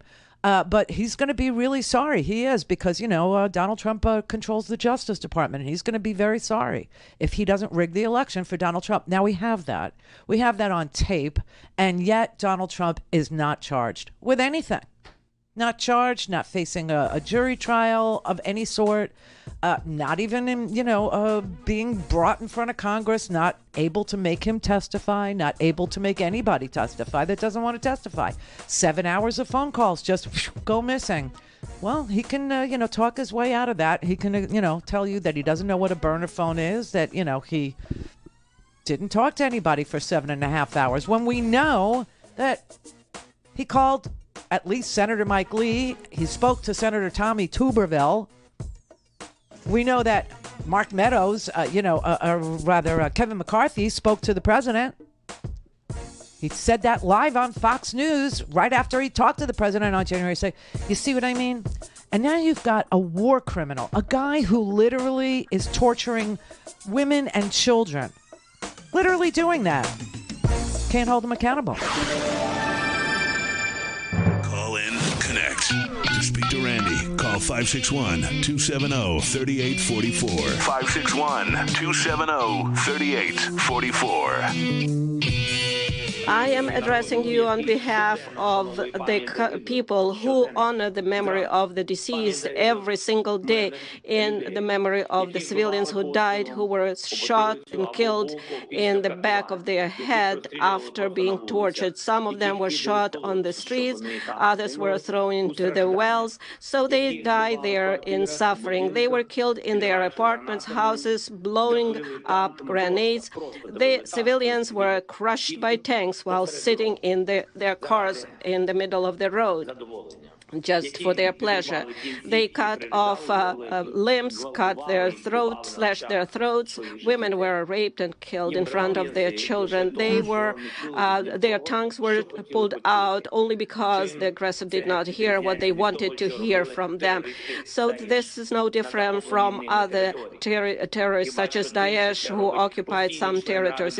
And here it is done by a member of the United Nations Security Council. Just think about that. That was the translator translating for Zelensky today at the United Nations, okay? And, I mean, there is no way to hold Vladimir Putin accountable, right? There just isn't, and everybody knows it. And that's what the Republican Party is striving for.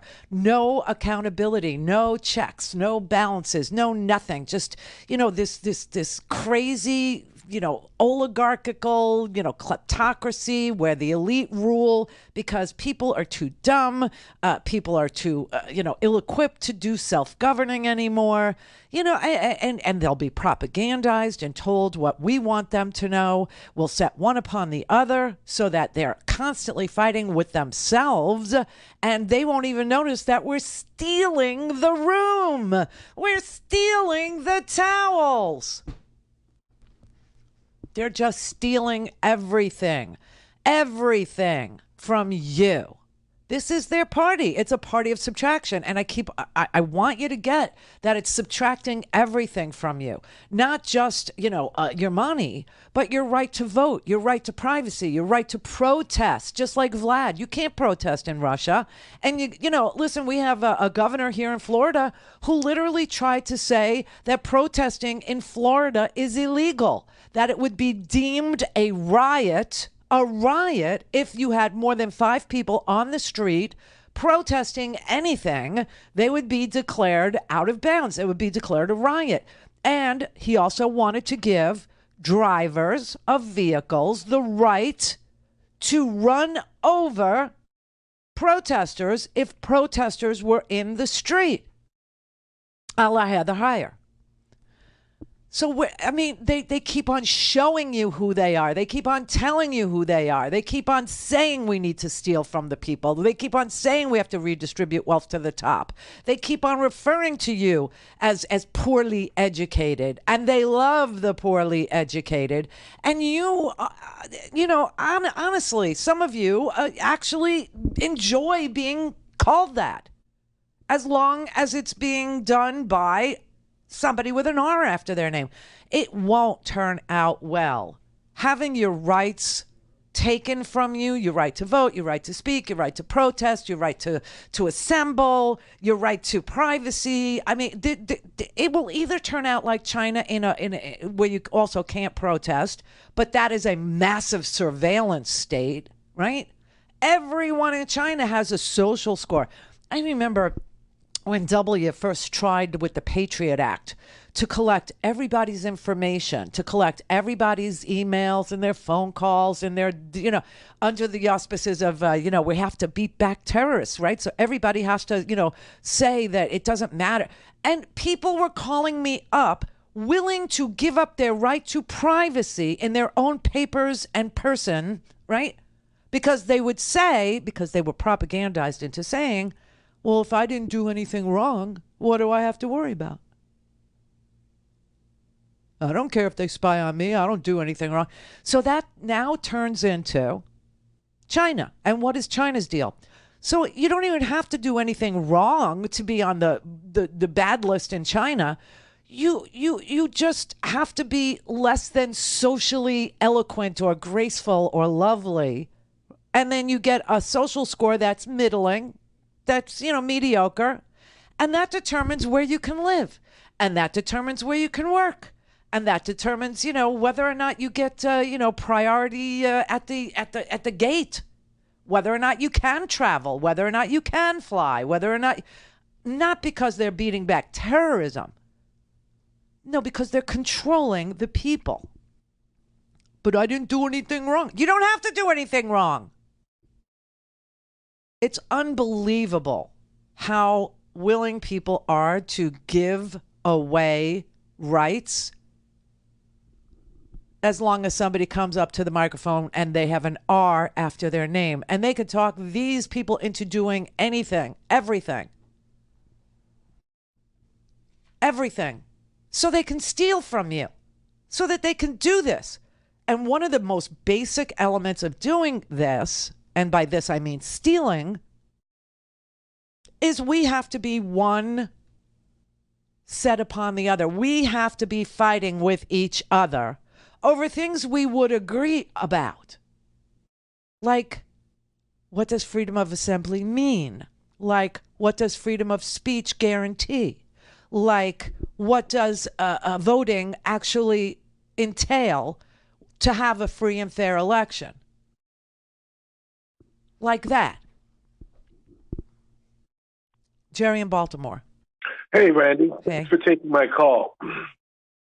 For Tucker Carlson and those people that ask those sickening questions about are they crisis actors, they need to smell the death, the rotting corpses. Now, granted, it's been, winter up there, but I saw the video that Zelensky played today in front of the United Nations. It was unfiltered on whatever stream that they showed, but it stank. Think about meat that you've left in your refrigerator for 3 weeks or a month. Even though it's cold, you unwrap it, it stinks. And I believe this was much worse. There was a little girl who actually wrote a letter, and I tweeted it out on my at Randi Rhodes, and she was explicit. She said, she had never known that corpses stunk so badly. She never knew that it smelled so rank, that it was such a hideous stench. But people understand what it smells like. They know what a dead animal on the side of the road smells like. They understand what death smells like. Why do we have to see it up close and personal for us to actually be appalled by it? Why is it that America has broadcasters that sit on their broadcasts on these massive platforms and tell people these are crisis actors, this was staged, and people actually believe it and are pro Vladimir Putin? I mean, if this would have happened in 1945 or 42 or 41, and people were saying Hitler's fine, and they're all crisis actors and this isn't happening, you'd be run out on a rail.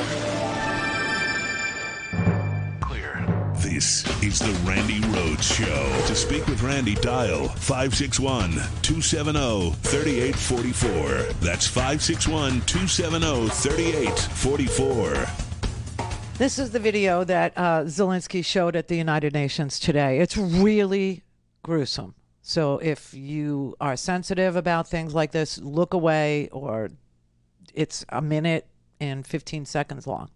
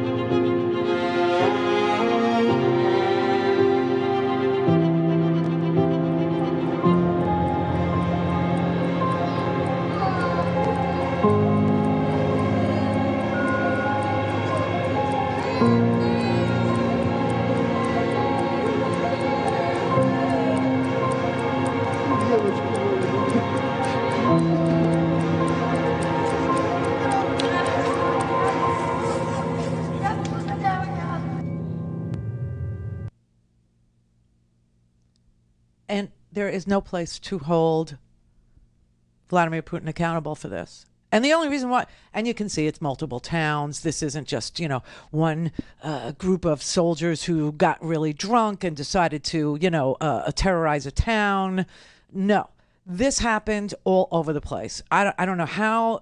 There's some photographs out of Mariupol, but there are now, and Bucha, which we just learned how to say yesterday, right? There are towns all over Ukraine that are being terrorized in this manner by the most brutal foreign fighters. I don't know if, they're all Chechens. Some of them are mercenary.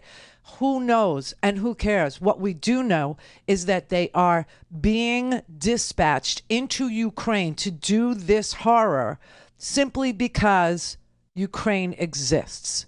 And Vladimir Putin is looking at his 70th birthday and decided now or never, and decided to do this horror all across a country whose only crime is to be there, is to exist.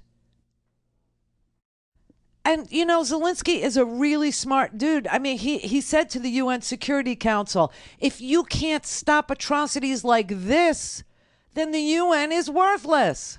We are dealing with a state that is turning the veto into the UN Security Council into the right to die.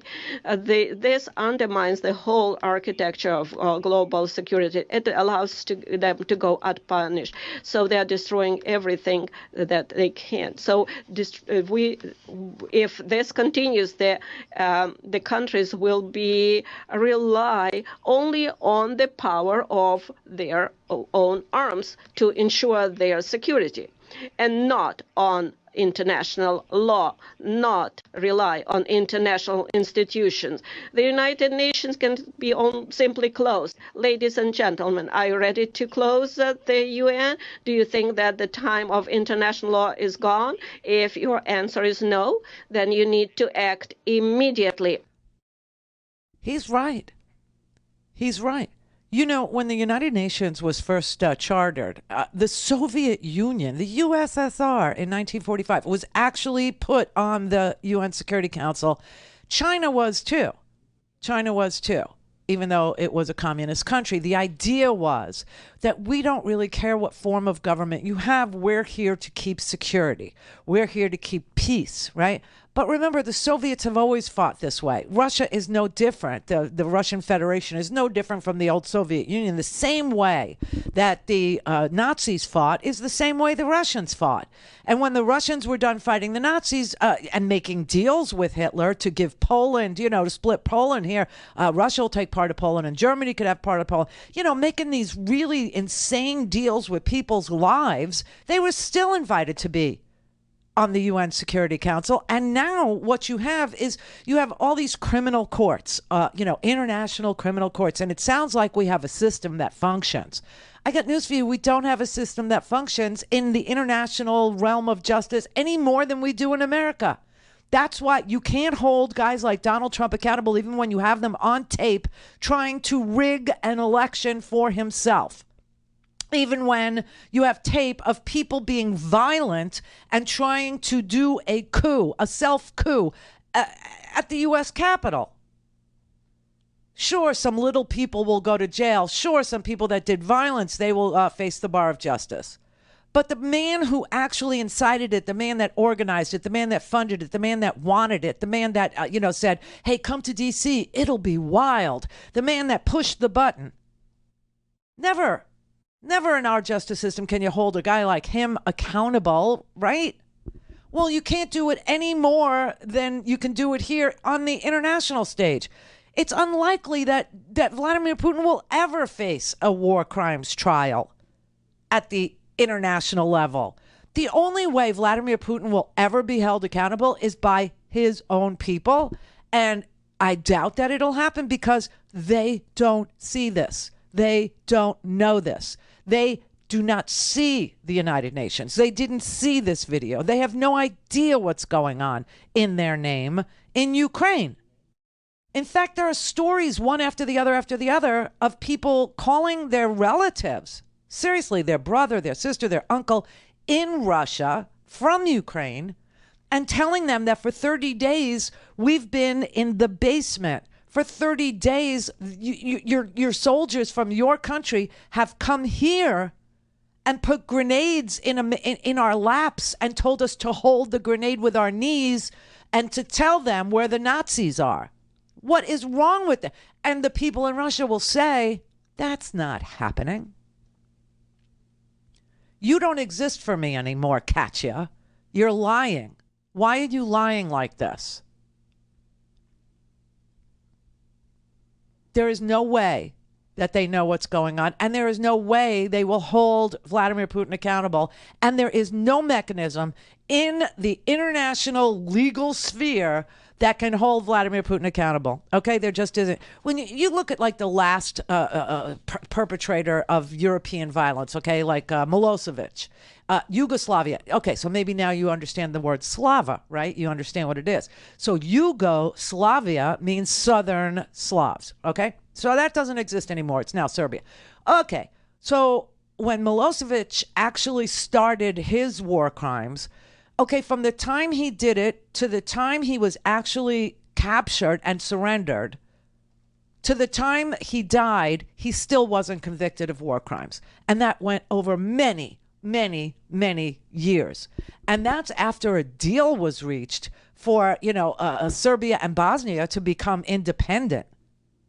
And then they served him up. No one's going to serve up Vladimir Putin. It isn't going to happen unless the Russians serve him up. And here's the trick. You can't have international crimes in absentia. You can't try Vladimir Putin in absentia. He has to physically be in custody, and that will take years. And then to actually organize a trial and put one, that will take years. And he will likely die, just like Milosevic did, before he ever is held accountable for what he's doing. Unlikely. And by the way, when you talk about The Hague, do you know who enforces the rulings of The Hague? The UN Security Council. And who's on the UN Security Council? Russia. And they'll veto anything The Hague actually orders. Any indictment, any penalty. There is no way. And this is what Republicans are looking at and saying. This is what Donald Trump looks at. This is what all the acolytes of Donald Trump looks at, that they want to be the new oligarchs. They want to be the new untouchables. They want to be the new mafia. And Russia is a mafia state, as you know. And look what the mafia can do. The only thing they respect certainly isn't the law. The only thing they respect is force. Period. And America doesn't want to do anything. They don't want to be forceful with Vladimir Putin because everybody's like, well, he's got nuclear weapons. All true. What a dilemma, huh? Yeah. So they see this. They see that that man in Russia can do these atrocious, hideous, grotesque things and get away with it. And they want that power. They want it. You think about that, and you think, oh, well, that's happening over there. That's Europe. That's Europe. That's close by, and it can happen here. Just remember that. Remember that.